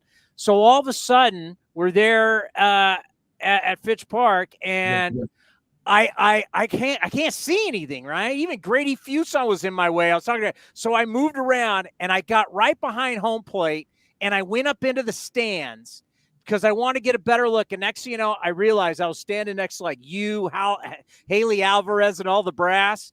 And all you did, you didn't say, it wasn't anything weird. You just kind of looked over. And I looked at you and I went, yeah, I probably shouldn't be here. And I ducked down. I'll never forget that this year, because I was just like trying to find a good spot. And that's when I realized I'm with the entire front office right behind home plate. And I realized, that probably isn't a good look. I better move. I will never forget that. No one can blame you for trying to find a spot to watch ball, Chris. That's not. If I was 6'4", I would have been in a different spot, but I'm not. But I just want to thank you for everything, because you mean a lot to us. Your time that you've given us that most executives would not. And I say this all the time with our managers. We started this thing. We didn't know what it was going to be like. We didn't know how big it would get. We didn't realize that it would grow to what it has. But you have been a big part of this, and you giving us your time and your name. And I guess I wouldn't say your brand, but it really, really means a lot to us. I can't thank you enough. And we're all a part of this, and looking forward to another big season, hopefully seeing in the winter meetings, checking in with you. But just from Cody and I, thank you for everything you've done for us. Well, thanks for saying that, Chris, and thank you guys, both of you, for all the time you put in to promote the team and to interact with fans. I mean, we're not doing this but for the fans, and hopefully creating some entertainment for them. So I know they tune in. I know you and Cody do a lot of work to bring the A's to everybody every day. So I appreciate it. And when you think about executives, I think about you all the time, because I think about these executives that come out and say one thing, and then they've got to backtrack later on and come out and say something else. You've always said it. I don't lie. I tell the truth, because if I tell the truth, I'm never going to get caught in anything. You've never once in all your years, what was it, 26, 27? 24 seasons. I've never heard you have to come out and backtrack on anything. I try. And I was going to say, this year felt like 3 seasons, so maybe I should get credit for 26. But no, I just, people are nice enough to watch and to come out and pay money to see us play and deserve to know what's going on. So appreciate it. Enjoy the offseason. We'll be in touch. And once again, thank you for everything. All right, Tony. I'll see you. David Forrest, the general manager of your Oakland Athletics. And break. We haven't had a break yet, have we? We have not. By the way, David Forrest during the end of the season scrum he did with Mark Kotze last week, he mentioned me in the call.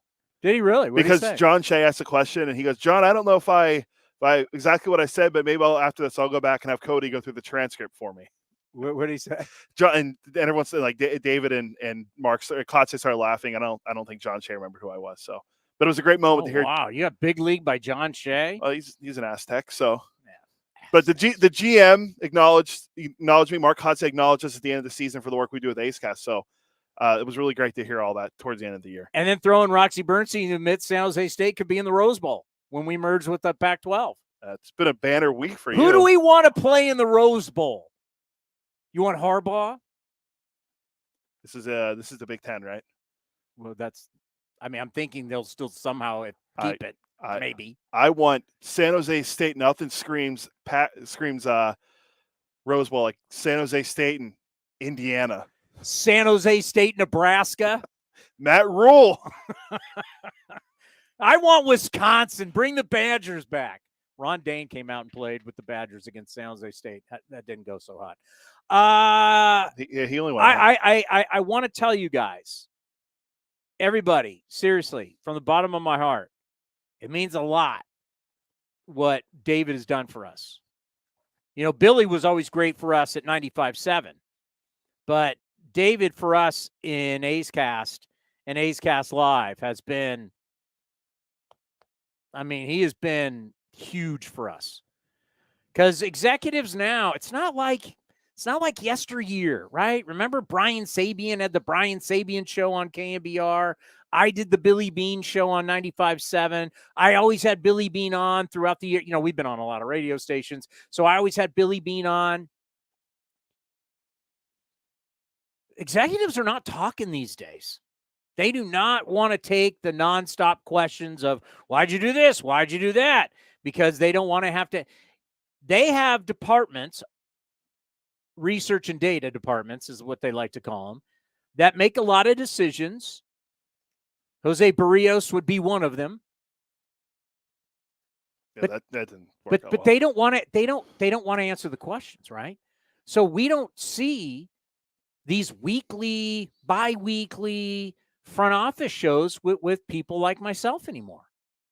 I don't even know who has one anymore. Well, I was going to say, if you look at managers, Bob Melvin told us numerous times he doesn't do a weekly Bob show. Melvin did. He doesn't do anything with Bob Melvin talked to me every single week. Bob Melvin talked to Ken Korak before every game. Bob Melvin, they don't even do anything. They do nothing. He just does random every once in a while. David might be, I don't know if we'd have to research this for sure, but there's 30 guys that run baseball teams. I know one for sure. Ben Charrington, the GM of the Pirates, does a weekly hit. Does he do? But he does it with, I think he does it on the on their pregame show with Greg Brown, the voice of the team. And I think so at least he does something. Yeah, he's but one I'm for talking about David Force comes on. We don't require him every week because that's just, we switch it every 2 weeks, every other week. Yeah, we do it. And so bi-weekly. we try and do it. We won't want to do it too much. But he's doing it a couple times a month, right? Brian Sabian used to do it about every week on KMBR. Bean was every single week, if not every 2 weeks. I don't think Brian Cashman's doing that. Chaim Bloom wasn't doing that. I think Farhan does something with KMBR. I don't know if it's every week. Every once in a while, because when he does it, it blows up. Yeah. By the way, Farhan was the first. I want you to think about this. Farhan is the first executive I have ever heard mention the word politics and getting players. I've never heard that. Politics of a city where players are going to sign. He mentioned all the kind of stuff and politics. So things that are going on in San Francisco, the way I listen to it, and I think you got saying that this isn't just sign contract, make money, come play for the team. That there are free agents who are looking at things that are going on inside the city that are helping shape whether they want to play in San Francisco or not. That's what it sounded like to me. If I'm wrong, I'm wrong. However you perceive his comments, We could read the quote, but the word politics was in his quote. Yeah, I think he said that before too. So this wouldn't be the first time that he said it. Have you ever heard that? Like, No. I understand taxes. Taxes is part of the money part, right? State taxes, because you worry about the state taxes because of the city you play in, and the state you play in is where you're going to get taxed the most. So if you play for a California team, you're going to pay some substantial taxes for all your home games, plus the teams you play. Now we play everybody. So, I mean, like if you're in the NL West, you're going to play a lot in California. You're going to play in your home city. Like, let's say if you're the Giants, you're going to play a lot in San Francisco. You're going to play a lot in LA, and you're going to play a lot in San Diego. Then you're going to play against Oakland, and you're going to play against Anaheim. So that's a lot of games in California. That's over 100 games in California you're getting taxed. It's big loot for guys making big money. So that's part of the compensation. I get that, but he brought up politics, and I was like, woo, I've never heard that before. No, but real quick, speaking of politics, our friend the Garv is going to be running in the I saw that in the San Jose Mercury News. Yeah. The Garv's running for Senate? Yeah, he's going to replace the late Dianne Feinstein Or no, he's going to run for the seat. Yeah, he's giving, he's the exact quote I think I got from ESPN or than the article is giving Republicans a splash of star quality on the ballot. He's running as a Republican? I guess, yeah. Good luck, Garv. Yeah. Apparently, according to this, there hasn't been a Grand Old Party candidate that's won a Senate race in 35 years in California. So, Garv, good luck. Well, the last Republican governor was? Arnold? The Terminator. Get down. Get to the chopper. By the way, his Netflix, the documentary they have on Netflix on him, it's actually pretty good. 3-part series. Oh, his life is if you don't think Arnold Schwarzenegger's life, he's an Austrian bodybuilder who became the biggest star on the planet. The first part, all about bodybuilding. Second part, all about acting. Third part, obviously, all about politics. He's the greatest bodybuilder of all time, even though I don't have a lot of bodybuilding knowledge, and I do not have the data on it. Oh, don't go Lou Ferrigno. I was going to say, you think he's the Incredible Hulk, Lou Ferrigno. I mean, a guy that's from Venice Beach, you're telling me he's a better athlete than the great Hulk Hogan? I'm being facetious. I'm joking. So he's the greatest bodybuilder of all time. He was the biggest superstar on the planet at one point, right? When you say, I mean, no one was a bigger box office hit. The whole thing around the world. Because you got to remember, okay, you may not be getting the Oscar for Predator. You may not be getting the Oscar for Terminator. Or Terminator 2. Or any of his blockbuster movies. Racer. What, Twins? How about Twins with Danny DeVito? Kindergarten Cop. Yeah. You're not getting the Oscar. But by the way, everybody around the world watches Schwarzenegger movies. That's why he is so rich, because people watch his movies around the world. So you're the number one bodybuilder. You're, at one point, the biggest star on the planet. And you became governor of the biggest state in the United States of America. And you were from Austria. You don't think that's an incredible life? I can't even say it's a football life. That's just a. Not saying there's not skeletons in the closet. Oh, no, they talk about all this stuff, and the documentary's good. They talk about how his biggest rival in Hollywood in movies was Sly. Sly's incredible story. The son with the maid. That wasn't mentioned, but they was talking about. Oh, that wasn't mentioned. No, they were talking about how they were battling back and forth in the '80s for best. That son's in acting now. Yeah.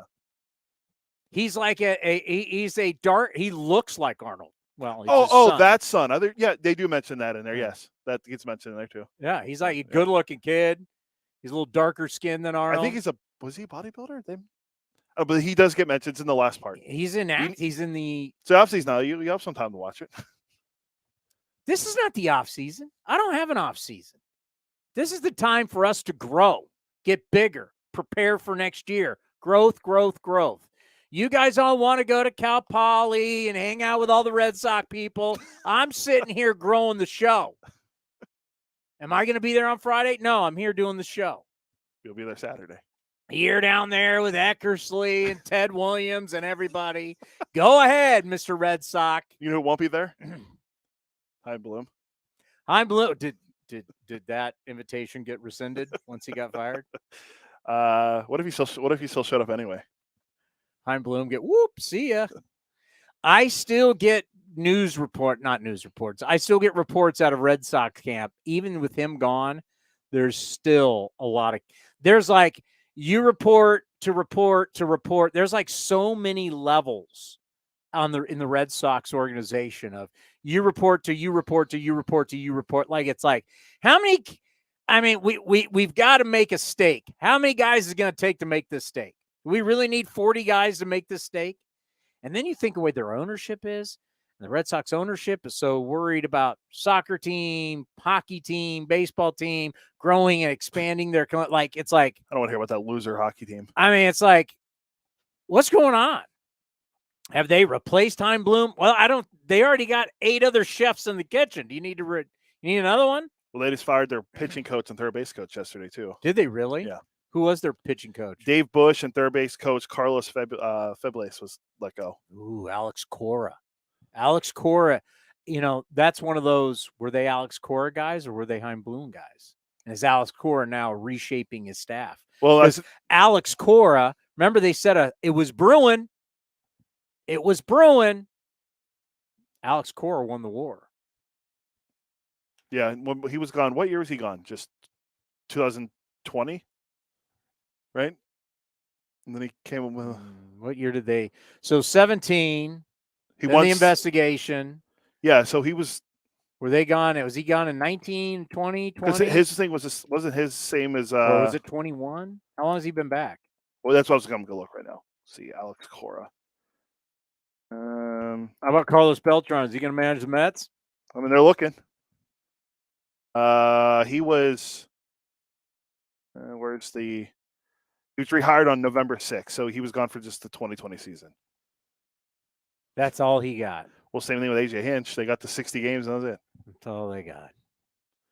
Beltran's still not back. Oh, but I think doesn't Beltran do like TV now for the? Oh, he's still inside the Mets. Are you kidding me? They love the Mets. It's amazing. Remember when their owner took over the team, Steve Cohen? No one knew who the hell. We didn't know. I mean, you're a big hedge fund guy, but $16 billion hedge fund guy who supposedly loved the Mets. We're finding out he was actually a Yankee fan as a kid. But he's played this whole, I'm a Mets. It's like Jerry Seinfeld's going to own the team. It's a $16 billion hedge fund guy. We're going to win everything, and we're going to spend money, and we're going to be great, and it doesn't matter how much money we spend, blah, blah, blah, blah, blah. You know that phrase, money doesn't buy happiness? That's not true. I'm just saying. My guy just got a big win. Who did they just beat at home? Kansas State. Oklahoma State just beat Kansas State. That was a big win for Mike Gundy. He's getting back into. He's been to like 17 straight bowl games with the Cowboys. How your Dallas Cowboys doing, huh? That worked out great on Sunday night. No? How's your Cowboy? Hey, you said the Raiders were done. Raiders done? You said when the Steelers beat the Raiders were done. Are the Raiders done? Can you apologize? That's the first place Pittsburgh Steelers. Thank you. That game was awful. I had to do stuff on Sunday morning. I kept coming back. Fourth quarter, it was 10-3. Everybody in the NFL scoring 40 points. It was 10-3. That's how every Baltimore-Pittsburgh game turns out. 10-3, and then it's 17-10. It's a terrible game. It was 10-3, then 10-5, and then 10-8. When's your guy Lamar Jackson going to win something big? He's now been in the league a long time. What an MVP. Oh, that's an individual award. Playoff games? I don't think he's won one. Yeah, when's he gonna? And how's my guy doing in Miami? I love the head coach. Oh, Mike McDaniel. Oh, he's the best. He's the best. Their running back's hurt, but it's okay. They'll bring Jeff Wilson back. They got a whole story about him. He played receiver at Yale. Started out the Shanahan tree, working for the Shanahans. Ball boy. Well, I'm talking about when he got a job, but yeah, working his way. He was out here in San Francisco. Got sober. Changed his life. Had to get sober, change his life, and ever since then, he's never looked back. It's a great story. And he's a funny dude. In a business where everybody takes themselves so seriously. He's a funny guy. What was the thing he said after the game on Sunday? They had told him about, hey, your team has the most yards or whatever the first 5 games. He goes, well, there it is, mission accomplished. We got the most yards for the first 5 games in the history of the NFL. And he's like, then he started laughing about it after. He's funny. Yeah, I don't think I could find that quick enough, but yeah. All righty, coming up next, the trend that's been so alarming. I didn't want to do it. It's a trend that you better have the dumpster fire panic button ready. It is a trend that we have been on top of. You got it? Yeah, hold on real quick.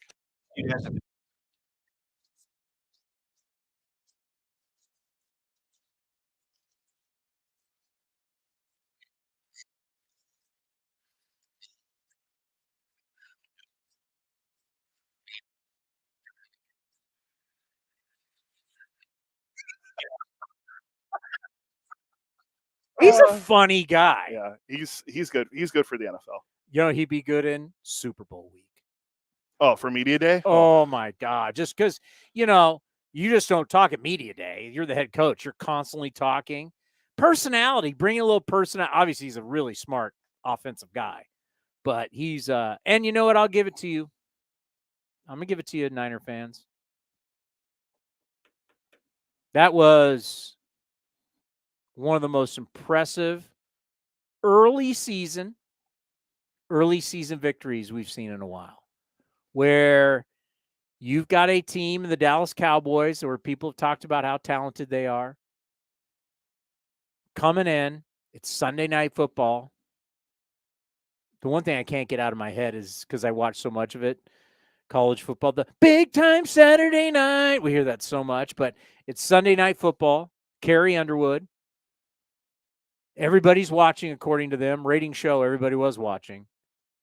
And you just kicked the living you-know-what out of the Dallas Cowboys. 49ers, you're the 49ers. You're the Eagles, a real city in Pennsylvania, a real big-time city in Pennsylvania, Philadelphia, Pennsylvania. City of losers. But once again, September, it's great. Enjoy it, but it's September. A lot of things happen, right? Brock Purdy did what in the NFC title game? Got hurt. Changes everything. So lots going to happen here through October, November, December. We are so far away from the playoffs, but they play December 3rd, I believe, Eagles Niners. I got to tell you, 49er fans, as a full roster, giving John Lynch and Mike Shanahan a lot of credit. That is a complete roster. That's what wins football games. Complete roster. I mean, I'll tell you all the time. You want to throw all this garbage at me? You want to throw all these data points, whatever? Sports is real simple, right? You want to talk about Shanahan's edge? Are the Niners great at blocking and tackling? Yeah. No matter how you draw it up, football is a block. I've had this explained to me by great football minds when I was working in the NFL. No matter how smart your play calls are, it's blocking and tackling. You've got to block up front so that your game plan will work. And then on defense, you've got to tackle, you got to fly to the football, and you got to hit the quarterback. You got to do it. It's a rush and cover league. You got to be able to tackle in space. I mean, Fred Warner's a tackling machine. I mean, you got to be able to block and tackle. That's what the best teams do. What do the best teams do in baseball? Well, you don't have a bunch of errors. Pitching and defense. I mean, you don't have a bunch of errors. You don't give out a ton of outs. Is it great to hit home runs? Yes. But you got to play defense. Your guys can't give up the house on the mound. There's certain things that you got to do to win. What is Arizona doing right now? Is Arizona kicking the ball around the yard? They're stealing 90 feet at will. They're hitting home runs too. They're also very good at taking the extra base too. That's one of the best things about them. They do all the small things. They're not a home run. They're hitting home runs. Yeah. Yeah, because what happens? What happens when the Braves don't hit home runs? Do they look that tough? No. I don't think there's. I mean, I'm not trying to jinx the Braves, but right now, Ronald Acuna Jr. has 0 average. Ozuna had a good year, 0 average. Matt Olson has a hit. He's got like 2 hits or 3 hits, but he's no home run. None of these guys have hit home runs. Austin Riley's the only guy. Yeah. I mean, here's a team with greatest lineup of all time. Well, so far they haven't hit. Oh, you know what their Achilles heel is, right? Only pitching. The Braves? Yeah. I mean, their guys, Fried didn't go deep. I was told this is one of the best team. We got, 2 things we got to get back to. I have 2 things that I think is incredible. Next, right here on A's Cast Live. This is Chris Townsend and Commander Cody for Link Soul. You got to go to their website right now, linksoul.com. The new polos are unbelievable. New colors, lighter weight. We got our new summer shipment, Cody. I couldn't be happier. I look better, all thanks to Link Soul. So we're talking about new polos. You can check out their shorts, anything you need for summer. They have it right now. When you go to their website, they've got a smoking summer deal. Go to linksoul.com. That's linksoul.com.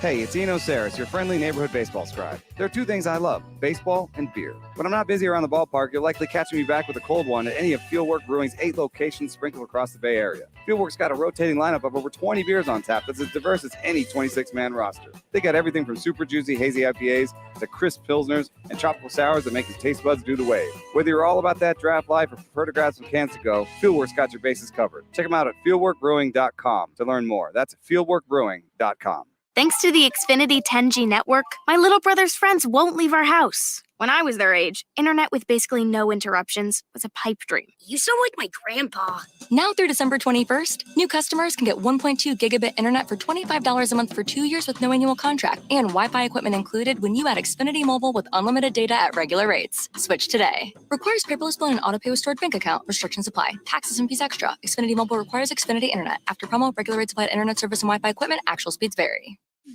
If you're looking for a new mattress, Nest Bedding has you covered. Sleep on the same mattress Hall of Famer Ricky Henderson sleeps on. Nest Bedding is the #1 brand of online mattresses and the Bay Area's favorite mattress store. Take home the Easy Breather pillow. The New York Times calls it their #1 pick. You can navigate their easy-to-use website, nestbedding.com. That's nestbedding.com. Green and Gold fans, use the coupon code Oakland and you get 10% off your entire order. Nest Bedding, love where you sleep. Chevron with Techron has unbeatable engine cleaning power, and it gives you unbeatable mileage for all kinds of unbeatable destinations, like time in the sun at the beach, or time in the sun riding roller coasters, or a day in the sun hiking mountains. Well, probably just one mountain would be enough for a day, but hiking a mountain is still an unbeatable choice for how to spend time. Download the Chevron app now to get unbeatable mileage at locations near you. This is Chris Townsend, and if you're looking for a great place to eat and watch games, go see my friends at the Chicken Pie Shop at Walnut Creek. The Chicken Pie Shop is one of the hottest restaurants in Walnut Creek. You're not going to find a better menu, and come try their world-famous chicken pie that has been served in Southern California for 86 years. Spacious indoor and outdoor dining, perfect for your next private party or corporate event. Don't forget free parking. For more information, go to chickenpieshopwc.com. That's chickenpieshopwc.com.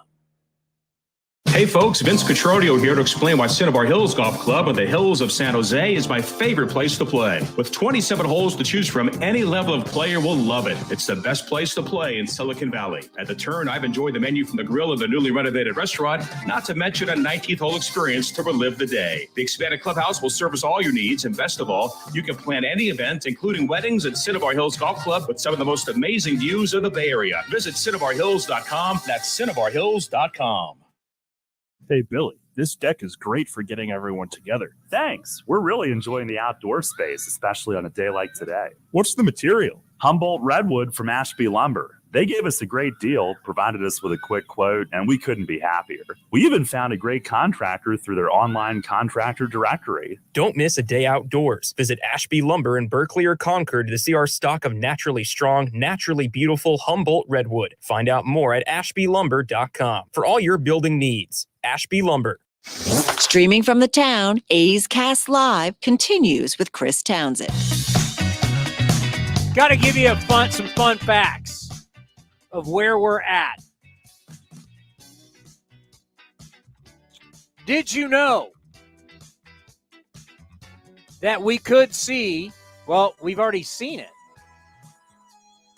The Rangers are in the LCS, the American League LCS.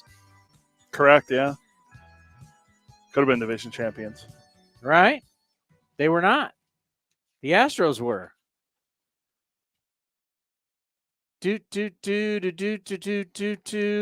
So, going into this, to tell you about what it means just to get in the playoffs. Just get in the playoffs. So, for A's fans, going forward, I don't know what year it's going to be. Just get in the postseason. At least one wild card team has advanced to the league championship series in 9 of the last postseasons since the league expanded to multiple wild cards back in 2012. You just said the Rangers have moved on. So that is 10 out of the last 12 years a wild card team has gotten to the league championship series. How about that? Put that in your pipe and smoke it. And what, the last team to reach the World Series as a wild card team was what, the Phillies last year, right? Yeah. They barely got in. Last wild card was the Nationals. I was about to say the Natty. That's Cincinnati. The Nationals won as a wild card team. Braves had won the AL East that year. Yeah, because we're thinking about what teams have won the World Series recently as wild cards. What you said, it was them, the Cardinals, and the Braves, or the Giants were the last 3 to do it. Makes sense. Because it feels like the Braves won their division every year, just like they did from 19 whatever it was to 2006. Well, yeah. I mean, if the Braves get bounced, they're now going to start being you won one, but you've been to a lot. Like, they'll start getting, as the Dodgers are getting hit by it big time, the Braves will start getting hit by it. All right. So I just wanted to throw that out there. So I want people to understand, though, the repeat, and the only way you're going to see a repeat is Houston. Just how hard is it to repeat as World Series champions compared to winning consecutive titles in other leagues? Only 4 teams have done so since the NBA-ABA merger in 1976. The fewest in any of the major North American pro sports leagues. So you had Yankees, you had Blue Jays, 76, I guess they'd count the Reds of 75, 76. Who's the other team to repeat? So there was a repeat in the 80s, was there? I don't think so. Did the Yankees repeat in the late 70s? I think I was thinking maybe it was the Yankees. Let's see, I can pull it up real quick. They're from 1976, right? Yeah. The Yankees won it 77, 78. So the A's, obviously there wasn't the NBA merger yet with the ABA. So the Athletics winning 3 straight don't get to be a part of that. So I guess they would say the NBA ABA merger technically was 75, 76. Yeah. Right? So that puts the Reds in there, then the Yankees, then the Blue. Only 4 times. You weren't even alive. I was just I'm an infant in 1976. So to repeat, since 1976, 12 NBA teams have done it. 11, it's happened 12 times in the NBA, 11 times in the NHL, 5 in the NFL. Cowboys, Patriots.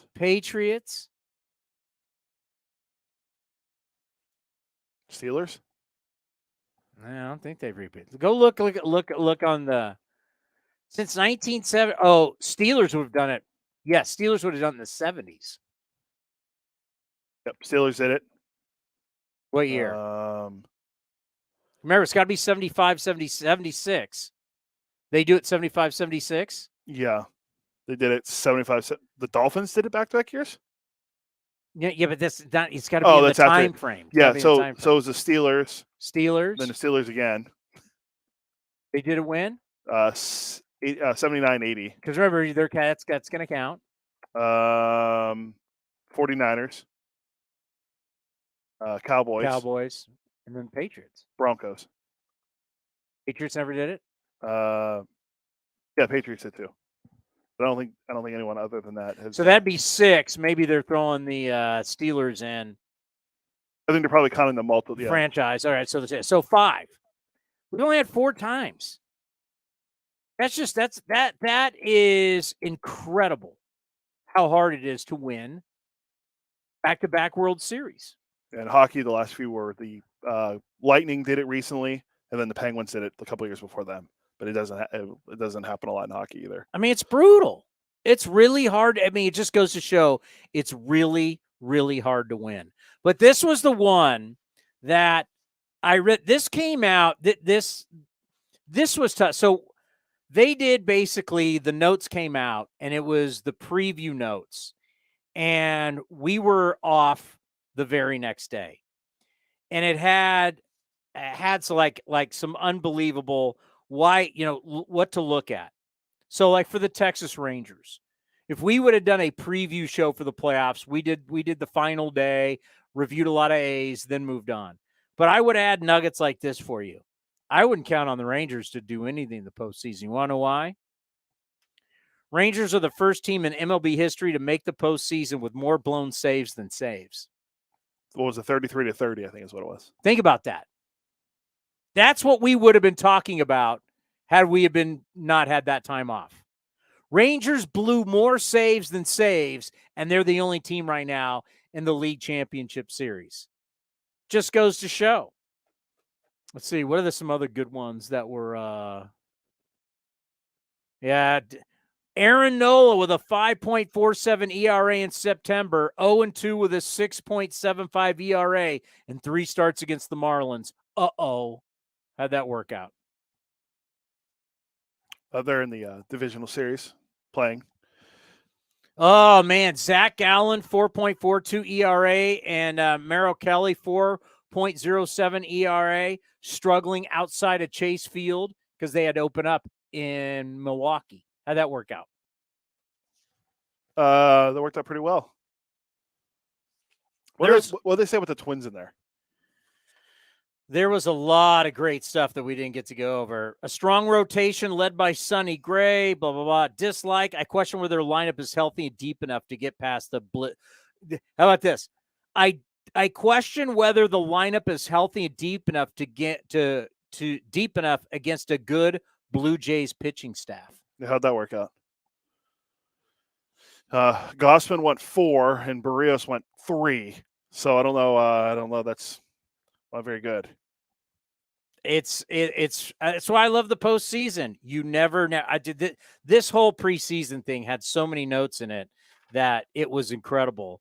To run down some of the stuff, before I get to the one thing that is shocking and scary, give you a couple quick ones. Before 2023, only 2 players in Major League history had driven in 100 runs from the leadoff spot. We got it this year from Betts, Acuna, and Simeon, and then Schwarber. Braves tied the single-season record, 307 in home runs.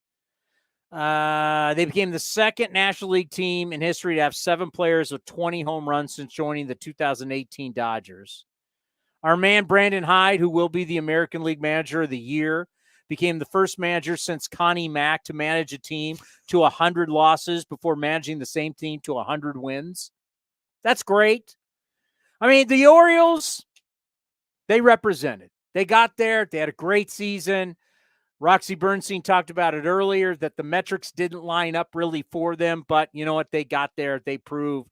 And by the way, the Orioles, how many players or how much money do they have guaranteed in next year's roster? Not entirely sure. I remember seeing a note that they had one guy on their team that made over $10 million or something this year. You're way off on the Ranger on Evaldi's ERA in September, which was 9.30. Can you come close here? Guys committed? No. Money. How much money? If you're close, I'll give it to you. How much money do the Orioles have committed right now to 2024? Under $30 million. Got to be a little more specific. 24.7 million. 7.2 million. Well, their highest paid guy was Kyle Gibson this year. Think about that. The Orioles just had the year that they had. Mike Elias, no relation. No. Talked about, we're going to go out and spend some money. They have only 7 with all these young players that they have. They're going to be good again next year. They have right now only have $7.2 million in the next season. How much do they have in 2025 committed right now? Probably less. 4.3 million. $1 million. For $1 million. 2026, they have zero on the books. Well, because all their players are still under. That's the whole point. Flexibility, payroll flexibility. Do you want to be the Orioles, young, athletic, and coming up and cheap and flexible? Or do you want to be old and expensive with a bunch of guys you're trying to figure out, what am I going to do with Giancarlo Stanton? I was going to say the Mets. I mean, what are you going to do? What are you going to – that's what the whole thing, whenever I hear people bitching and complaining, and, of course, we hear it a lot, about money, and you're like, do you really want to be bogged down by a bunch of expensive old guys? Even when I don't know what year it is, I don't know what happens. I'll be saying the same thing when the A's get a new ballpark, and the A's were packing the ballpark, and I'm not going to go spend a bunch of money on old guys. It's not smart. It's not. You know who showed us that probably as good as anybody was the 08 Phillies. The 08 Phillies won the World Series. The next year, they lost to the Yankees in the World Series, and they kept spending money trying to save that team, and it was a disaster. Finally worked their way out of it years later, but it was a disaster. Didn't work out well for the Giants either. They started giving a lot of their guys, the thank you contracts and all that. But, yeah, the Phillies are the best example of that. Trying to get out of Howard and Utley and Jimmy Rollins. By the way, Terry Francona leaving the Guardians, Kevin Cash is now the longest tenured manager in the major leagues. As former bench coach. So you have to be, like, obviously Bob's been a manager, Melvin has been a manager longer, but you got to be with the same team. It's him in the American League, and it's Council in the National League, right? How do you feel about your Rays? It's okay. They'll bounce back next year. Oh, wow. That's it? That's your professional opinion? Not Lowe, but Lau will be back next year. He's hurt. Nathaniel Lowe went deep yesterday. Yeah, his brother plays for the Rays, Josh. How do you feel about it? It's hard to have thoughts about them because you think, no, they're going to take a step back this year and they're going to win. They're going to win 90 games again. I didn't ask about them as a team. I said Kevin Cash. The defining moment right now of his career, whether you like it or not, was taking Blake Snell out. He took the best player, his best player on the field, he took him out. Oh, in the World Series, yeah. That's right now what he's defined. And the last 2 years, his team has not scored a run for 30. It was, it could be 30, 33 and some. It was 33. I know for sure they went 33 at one point, dating back to last year to this year. The Rays have gone 33 straight innings without scoring a run in the postseason. It's not good. No. I don't think that's a small sample size.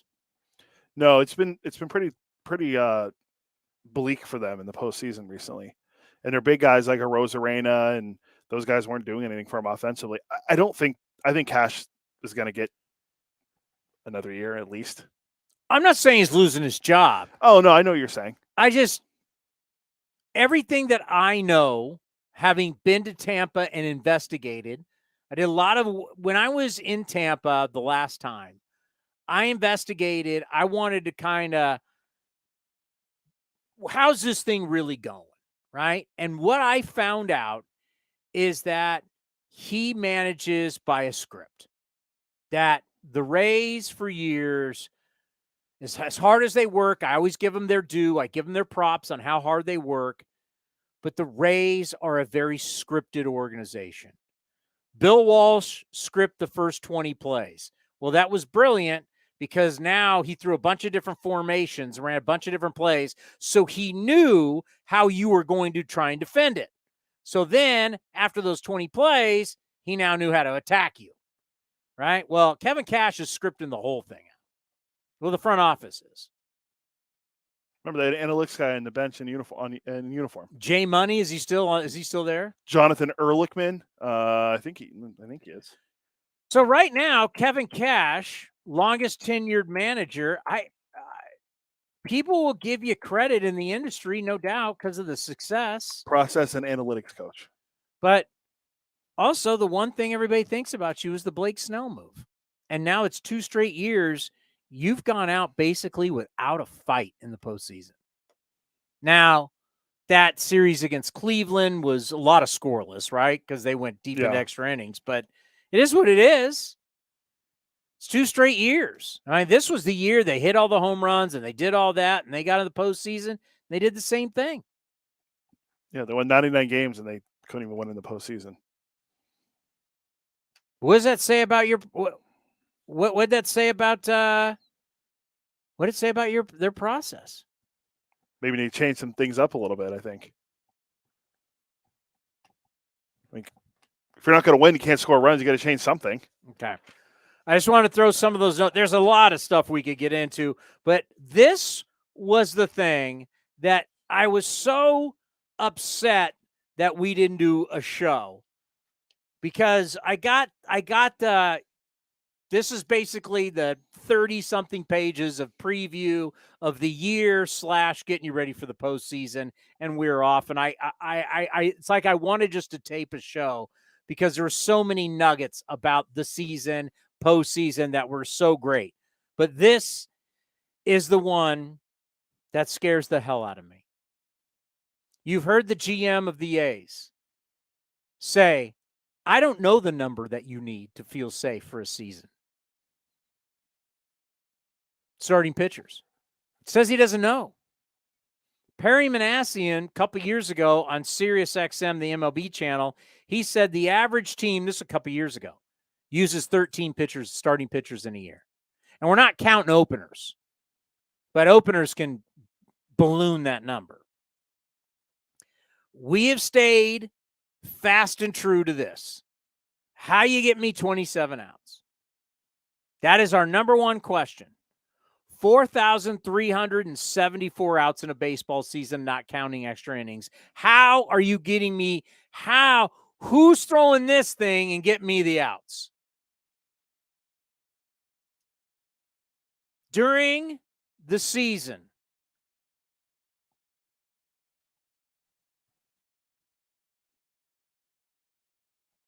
during the 2010 regular season, relievers made up of 32.9% total innings. 2010. And that seems like a long time ago, but in the timeline of life, in the timeline of baseball, that's really not that long ago. So 2010, relievers started pitching more, 32.9%. Fast forward to 2023, relievers pitch 42% of all innings this year. Record number. 42%. If I could show you the pie graph, show you the graph. I don't know. Are they going to be able to see this? There you go. Can you see it? Look how much. Down here is 2010. Look how much relievers have jumped over the years. Look at that. That's baseball. Both those graphs you're seeing are relievers' work, not their efficiency, not that they've gotten better. That's how much work. It's skyrocketed. Skyrocketed. Look at the postseason rates. In 2010, 32.3% of the postseason was pitched by relievers. 2022 was 45.2. I mean, that graph goes like this. 2010's here. That's 2022. Almost half. And where are we now? I mean, you got starting pitchers leaving in the first inning. You're going to have we're on pace. We'll see, but I bet we're on pace. It's over 50%. Yeah, I would need some time to look it up. Well, you have till Friday. Wow. Doesn't matter. You're not here. You still got to prepare. No one wants to hear that you're in Cal Poly we're in slow, right? Is this where this wedding Slow, is? yeah, slow. Yeah, I'll look it up. I could find that probably because it just goes by. We just have to search the box scores. So it's alarming. It really is, and I don't want to end this show on being alarmed, but this is alarming. That 42% of all innings pitched this year were from flawed pitchers. I mean, that's the way to look at it. Relievers are guys. I mean, do you want to be a reliever? No. Ideally, you want to be a starter. You make more money as a starter. But the way that we've changed our game, and everybody's like huffing and puffing and trying to strike in everybody out. We have record amounts of Tommy John. We have record amounts of bullpens pitching. I mean, where does this thing end up? And then now you're telling me that 42.2% of all the postseason last year was by the bullpens. And the way this is going, it might even be high, it might be 50%. And you wonder why the win doesn't matter for pitchers anymore? I mean, there you go. You can't get innings. It's scary. There's not enough qualified human beings on the planet to be Major League Baseball starters. The postseason started at what day? It was the 4th, right? Wow, you want me to go back? Let's see. October 4th. No, it started on the 3rd, sorry. It was a Tuesday. I'm trying to see if I can bring up the quick number of. It looks like so far entering today, there's relievers have thrown 150 and 2/3 innings so far. Do you think that is good for the game?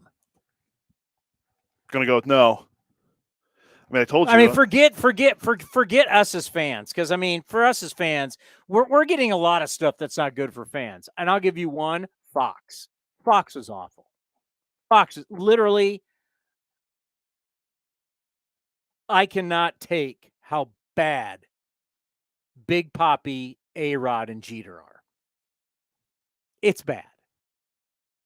It's so bad. The Fox coverage. Literally, none of them say anything. They have nothing to offer. Big Papi, I can't remember the last time Big Papi actually made a point that matters. He's just there to be the character. Absolutely, yes. A-Rod just speaks in cliches. Jeter's boring. I mean, Jeter's probably the only one that actually gives a little bit of opinion. And how many times do I have to hear about them? They haven't played in years. And we always have to hear about when we played. Mr. Torrey, in Boston. I mean, it's like we really can't find 3 better guys. I mean, clearly we always keep talking about how the ratings are not great. Can we just go find, like when TBS does it and Pedro Martinez talks, Pedro's fabulous. Pedro's fabulous. He is good. Jimmy Rollins, like TBS's guys are way better than Fox's guys. Curtis Granderson. The Grandy Man, J-Roll, and God, I mean, when Pedro Martinez talks, Pedro's greatness. Not saying that Jeter's not greatness. Not saying A-Rod should be a Hall of Famer and Big Papi's a Hall of Famer. But they suck. They're just there because it's Red Sox Yankees guys. They literally have nothing to say. They have nothing to say. Their breakdowns, their points, they're bad. Am I wrong? No, because I've really watched a lot of the post-game stuff. Is Big Hurt still doing it too? No. So he's not on there anymore. And he was terrible too. He never said anything. I mean, find us some guys that can actually entertain, talk baseball, and you got A-Rod last night going, I was in a slump, and Joe Torre called me. And you're like, how many people go, oh, my God, we're still talking about you playing, and you're a Yankee. To where on TBS, it's Who's Your Daddy with Pedro Martinez. It's funny. It's entertaining. You know who would be good? Because he's doing games right now, but they should put him in the studio. I think they should put Wainwright in the studio. I think he does a good job calling the games.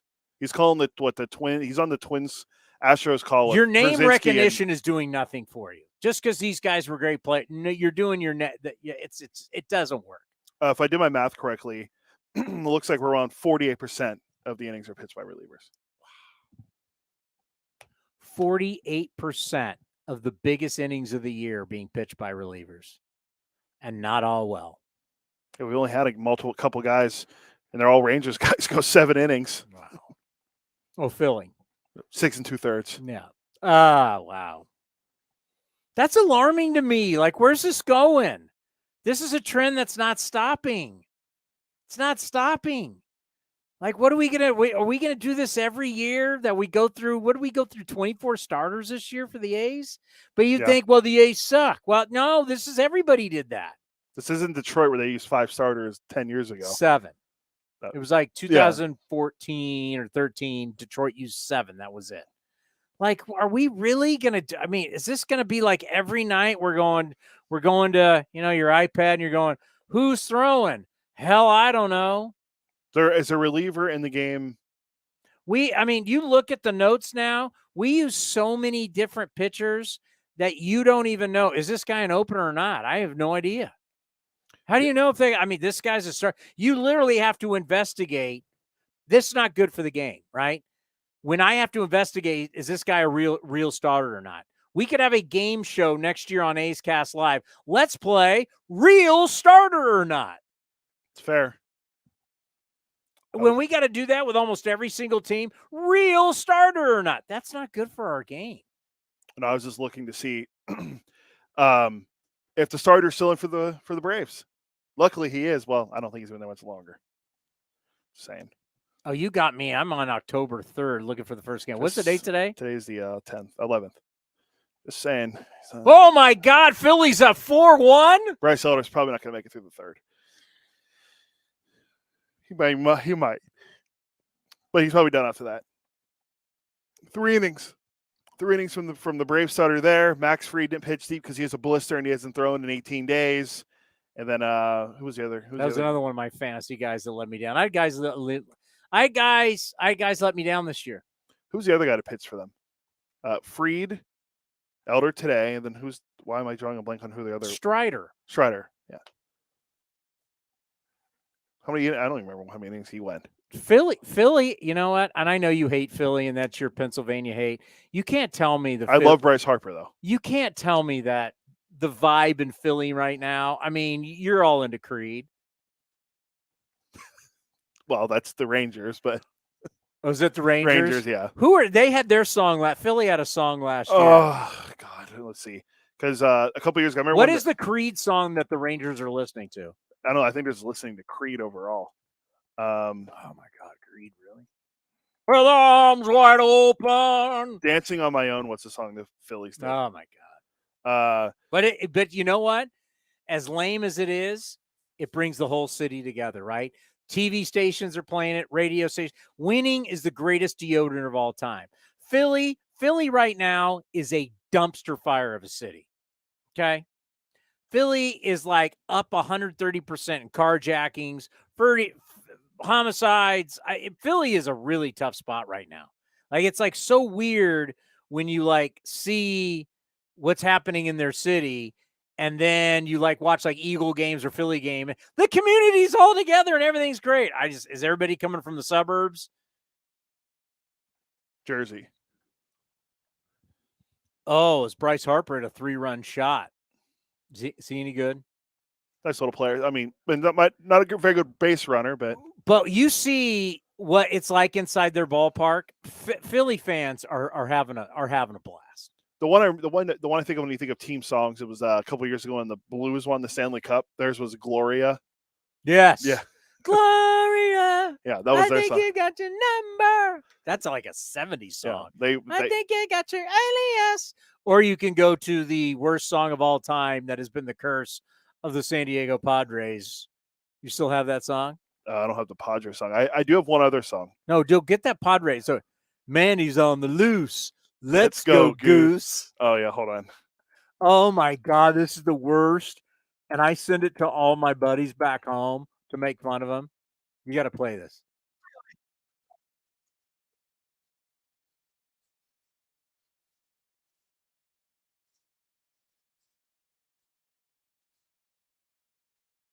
Goose is on the field or something.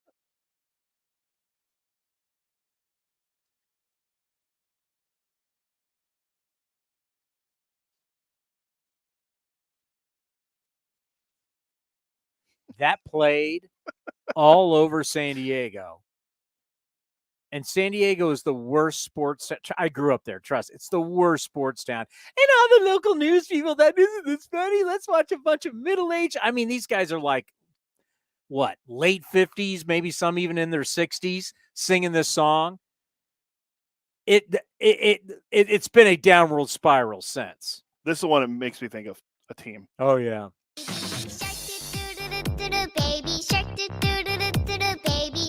Gerardo Parra, 2019 Nats.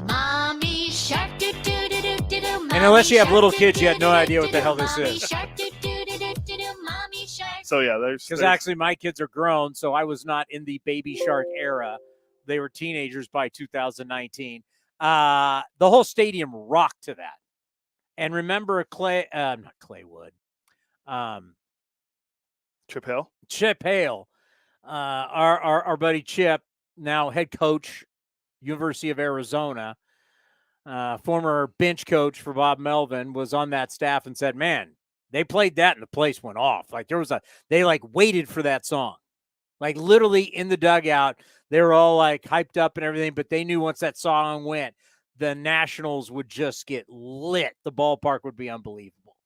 Yeah, I don't know what, because I've only been to a few NFL games as a fan, but when the Steelers played Renegade in the fourth quarter, like they played it early this week when they were losing to Baltimore, like the place just goes nuts for some reason. They've been playing Renegade for so many years, and people there just, I mean, it becomes like a mosh pit at Heinz Field, or sorry, whatever they call it now. It's not Heinz Field anymore? No, it's some insurance firm from Michigan that took over. The ketchup bottle's gone in Pittsburgh? I didn't know that. Yeah, I forget what the name of it is. A Celsior or something like that. Is that just this year? Yeah, this is the first year they did it. Very bizarre. All right. So we're back Friday. Same time, 1:00. And you won't be here. Ray Jensen. We're going to see the great Ray Jensen will be. Who are we going to have on? We'll have Eno, and then I'm waiting to see how. We got to get Emo. Emo says he's in. Let's go. We got 3 shows next week. He wants to do. We're going to do one each week. Oh, all right. Well, I'll text him then. Yeah, he texted me yesterday. Scott Emerson, the pitching coach, texted me yesterday. I forgot to respond to him. He texted me yesterday. Picture, he's golfing. Oh. Look at this. This is what Scott Emerson's doing. He's golfing. Living the life in North Carolina. Yeah, I'll text him. Yeah, so you'll have Emo and Eno then. All right. Cannot wait. Then hopefully if the Astros clinch, we'll have our good friend and Cal Bear great Blummer on. I can't. Eno is going to be, look at all these teams. They won in the regular season. They can't win. It just shows you. It's randomness. You know what? Let me end the show with this. My favorite play so far, and it's probably going to be my favorite play. Bring up Vladimir Guerrero Jr.'s numbers in the postseason. My favorite, that play in Minnesota, our old buddy Sonny Gray. I'll always like Sonny Gray. Stop tweeting out former A's in the postseason. Have you seen how many A's have already knocked out of the postseason? Now no one's bringing that up. Matt Chapman's never won a wild card round. Yes. Not Chris Bassett's fault. Chris Bassett's never won a wild card round. Well, 2020. That was a wild card round. Yeah, it was. The first round was the wild card round. Was it? Yeah, because that's when I switched to the 3-game series. They never won a divisional round. Because they played the wild card round against the White Sox, and they played the ALDS against the Astros in 2020. Hold on. I know they played White. Was that considered wild card? Yeah, because remember it was a 3-game series. Okay. Strike that. They won 1. But look at all these hits. Mark Hanna out. I didn't even play in the game. Any of the games? Do you see how bad your guy Matt Chapman is? Yes. I mean, the national thing was, hey, he was so great in April, then he hasn't done anything since. And they were talking about that during the postseason. Hey, did anybody see, Sean Murphy? Remember when everybody was crying about Sean Murphy? He's been bad too since the Sean Murphy in the second half hit 156. No, excuse me, 159. People in Atlanta are talking about how bad Sean Murphy is. I don't. You think he's in the lineup today because he's been so bad? Well, he caught Strider. Nope. But darn Two straight days. So Sean Murphy in the second half, All-Star break gone, hit 159. He was horrible. Starts out game 1, 0 for 3. Last 2 games he hasn't played. People in Atlanta are already going, oh my God. So all the people, did you see all the graphics our fan base is making of all the A's that are in the postseason? First of all, Sonny Gray was terrible at the end, but then he was terrible at the Yankees. Stop. Now Sean Murphy. I was never a huge Sean Murphy guy. Sean Murphy hit 159 in the second half, and now it's 2 straight games. He's on the bench in the postseason.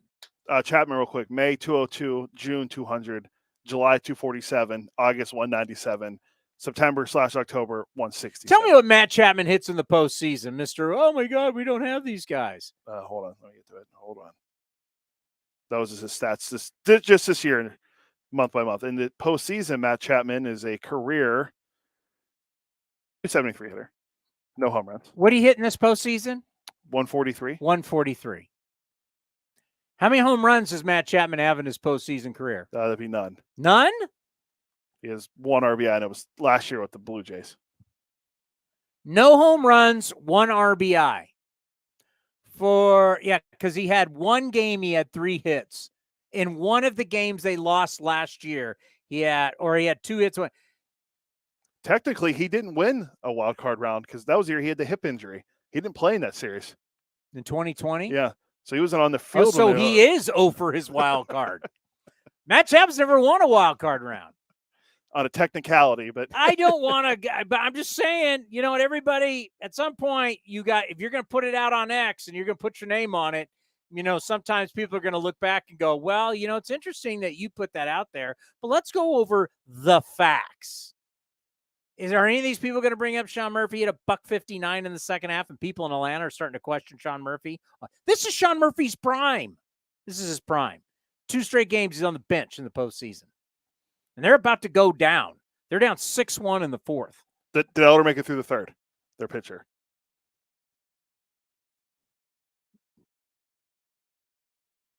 No. I knew it. 2 2/3. Starting pitching. So the bullpens, by the way, you know what? Unless something dramatically changes, bullpens are going to pitch way more than starters in this postseason. I was making a point before I got sidetracked on that. Vladimir Guerrero Jr. in the I got his postseason stats. Vladimir Guerrero Jr. This was the greatest example of why numbers people don't get it. And why they don't like the postseason. Because in a game like this, where Toronto has the tying run on second base, they got a lead runners on third. If this is July in Oakland or July in Kansas City, this never happens.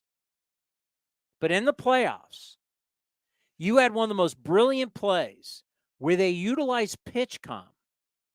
The dugout, the catcher, the pitcher, Carlos Correa at short, were all on the same page. They did a spin move pickoff with a 3-2 count in a postseason play with the tying run on second base. The guy at the plate led the American League in hits. That was one of the most ballsy plays you will ever see. Baseball IQ. On the flip side of that, you had out of shape, terrible base runner, clueless Vladimir Guerrero. He's not even the lead runner. What are you doing getting off second base that big? You're not even the lead runner. It just goes to show. I just watched that and I just went, that's not a high baseball IQ guy. Who gets picked off as the tying run on a 3-2 count? You're not going anywhere unless the guy in front of you goes somewhere. Correct. You're not going anywhere. And by the way, go back and look at that at bat. Yes, Bo Bichette led the league in hits. Did you see him swinging out of his ass in that at bat against Sonny Gray? Did he look like a guy who was trying to put a good swing and try and hit the ball and put it in play? He was swinging out of his shoes.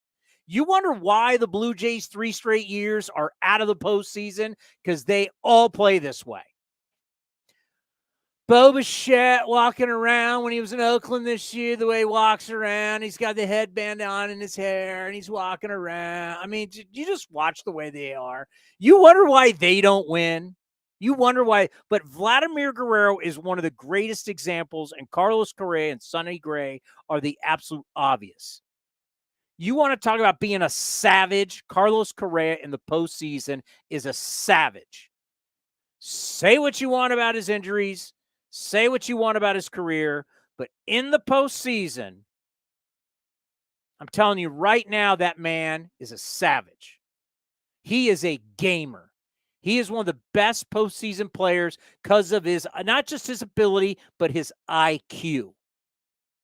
How much do we celebrate Vladimir Guerrero Jr.? Put him in the home run derby at the All-Star game. You know what the postseason does? Postseason exposes. It exposes he sucks at base running. It exposes he sucks on defense. Exposes he can't throw, and expose that he's flat out of shape. I'll say it. He's been out of shape for years. Is that a winning ball player? Is that what winning in the postseason is? You're not good on defense. You're not good at running. You're not good at throwing, and you're out of shape. And you get picked off in the most crucial moment when your team needs you to score. You're not even the lead runner, and you're so careless off the bases that you're fumbling back and getting thrown out. That tells you everything you need to know about Vladimir Guerrero. Does he have the great hit tool? Yes. Does he have the ability to be unbelievable as a hitter? Yes. But you know what? He's so unbelievable during the regular season. Tell me his career numbers in the postseason. He's a 136 hitter in the postseason. A what? He doesn't even come. You think he weighs 136 pounds? No, he has 3 career hits in the postseason. 3. He hits 100. So we'll celebrate him. And he seems like a nice kid. I'm being a little dramatic here. He seems like a nice kid. Family seems great. Remember taking his sister to the basketball game. I don't think he's a bad person whatsoever. But you know what? He doesn't weigh 136 pounds. His career average in the postseason is 136, and everybody wants to celebrate. Oh, Vlad, he can rake. Oh, yeah, he rakes in April, in May, in June. But that play is so why stop telling me baseball playoff games are random. Baseball playoff games are won by savages, quoting Aaron Boone, and they're won by high IQ players. Houston has high IQ players. Toronto doesn't. And you're getting picked off when you're not even the lead runner. Just shows you every bad thing you need to know about Vladimir Guerrero. Once again, out of shape, can't play D. Where do you put him? And then he's getting picked off. And that was brilliant by Sonny Gray. The stones of Sonny Gray, the great call by Correa, the dugout, how they use pitch gum. You can go hear them talk about it on YouTube. It was brilliant. That's high IQ. So when these guys go on Twitter and tell you that the postseason sucks because it's just randomness, it's not like the regular. Well, guess what? They like the regular season because it's the mundane regular season where that play doesn't happen in Kansas City in July. Well, we're not in Kansas City in July or Oakland in August. We're in the playoffs where everything matters. And that's where the research and data departments have the problem because you can't predict this. You can't predict how smart Correa and how smart Sonny Gray are. Baseball IQ wins. Where is that for the research and data department? They don't got that. But they can tell you how great and where Vladimir Guerrero Jr. hits it, and he's this. 2 years ago, he's an MVP candidate. And, we're gonna when it comes crunch time, Blue Jays have won nothing, and now you have to ask yourself, what are you going to do with them? Who are you going to extend? Who are the players you're going to extend? We celebrate so many Vladimir Guerrero Jr.'s. That's the problem, because when it comes crunch time, guys like him don't win. Real quick, they signed Barrios to that big deal, and they wouldn't even let him go more than 3 innings. Think about Jeter. Jeter was a winning player, high IQ. Altuve is a high IQ. Right? I mean, Yordan Alvarez obviously is a beast. I mean, he's the top, well, right there, Bryce Harper hitting a home run today. There's certain guys, but there's certain Austin Riley's play, right? Michael Harris makes that unbelievable catch. He's a great athlete. He throws it in, gets past the two guys. Riley, though, comes in right behind second base, comes in from third, picks it up and guns Harper. You could say Harper was a bonehead on that play, but it's the smart plays win games. Even David Force knew what I was talking. That Trey Turner double play on Ozzie Albies. How hard is it to even double up Ozzie Albies? Baseball IQ. It wins. And that's what you should be watching and caring about, not saying that the postseason sucks because it's not like the regular season. Sorry. We're not, name me bad team. Sorry, we're not in Colorado in early September. This isn't a Colorado in early September. This isn't Oakland. This isn't Washington. This isn't Pittsburgh. This is the bright lights, baby. The best players, the smartest players and best players move on. And like we said earlier today, nobody's going to be saying, whoever wins is not going to be saying, well, that format wasn't fair. Have you ever heard a World Series champion say the format wasn't fair? No. No? I love it. I love the playoffs. Because this is where the primetime guys really come out to play. Well, we're seeing it right now in the first game of the day. They already got a guy on second, fourth inning. What do you call it's a meme's not moving? What is it when you have a picture and you put GIF?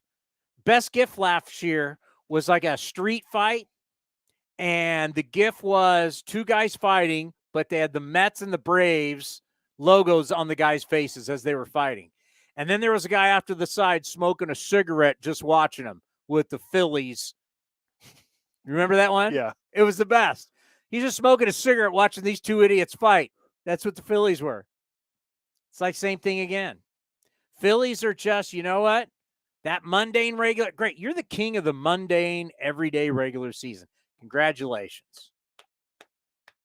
Most of these teams, you beat up on the bad guys and you play around 500 baseball against the good teams. Congratulations. But now it's the postseason and everybody's good. This isn't Kansas City in July anymore. What are you? Yeah, a little adversity. You call it unfair. Most people, champions, call it adversity. Man, the Braves get bounced. Another pitching change. I cannot wait if the Braves get bounced to hear that, oh my God, it's so unfair. What's unfair? Line up and play. What's unfair? First two games were at your yard. You're sleeping in your beds. It's the fourth inning, and they're already on their third pitcher. Is that a mark of a great championship team? No. Not good. You know the thing that baseball playoffs expose stuff. It really exposed stuff big time. All right, we're going to be back on Friday. We want to thank David Force. He was fabulous. Roxy Bernstein, who's calling the game tonight for the Dodgers and the D-backs. For ESPN Radio, joined us.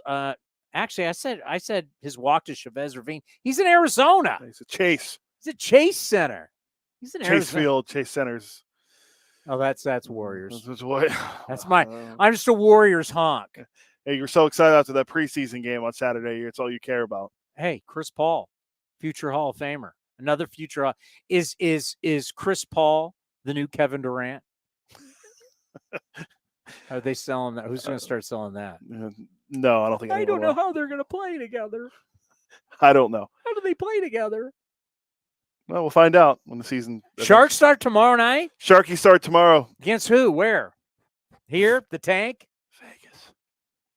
The Knights. The Stanley Cup champions. Don't say Vegas on this show, because we say Vegas on this show, we get in trouble. Kicked the crap out of the Kraken last night. Even though our AAA team is in Vegas, we still have to cover them. I know we got to go. Fran Reardon. Congrats to Fran Reardon, AAA Manager of the Year again. Leader of men. And his Buffalo Bills went to London and tanked it. Yeah, well, London Bridge wasn't great for them. Did you know, from a gambling standpoint, which I am not a gambling man, did you know, I did give this out to a couple of my gambling friends. Did you know Jacksonville was the first team in the history of the NFL to play back-to-back international games? I saw that after they did it, yeah. So a guy that I follow, Gambling Dude, handicapper on Instagram, put that out there going, bet the Jags, because they are staying in London. They've been there all week. You were getting points in that game. Think about that. Not only did they win, you were getting points in that game. Dead fish in a barrel. It was a good win for them. Really good win for a team who was in the playoffs, who had a great playoff win last year. Jacksonville's a sneaky team in the AFC South division. That division's not very good, but the Colts are 3-2. Keep getting all this stuff. We don't have it's Wednesday. We don't have a game. I'm like, we don't have an NFL game tonight. Tomorrow night, yeah. Tomorrow night's Chiefs, Broncos. All right, where are we right now? Philly up 6-1 at the end of 3. It's not fair. Then we got game 4 starting here in just a little bit between the Twins and the Astros. And then game 3 later tonight between the Dodgers and the Snakes. Will the Dodgers go home? Thank you for listening to A's Cast Live. We'll be back on Friday at 1 o'clock. We'll see everybody. Enjoy the playoffs. We'll see you on Friday. Hey, it's Eno Saris, your friendly neighborhood baseball scribe. There are 2 things I love, baseball and beer. When I'm not busy around the ballpark, you'll likely catch me back with a cold one at any of Fieldwork Brewing's 8 locations sprinkled across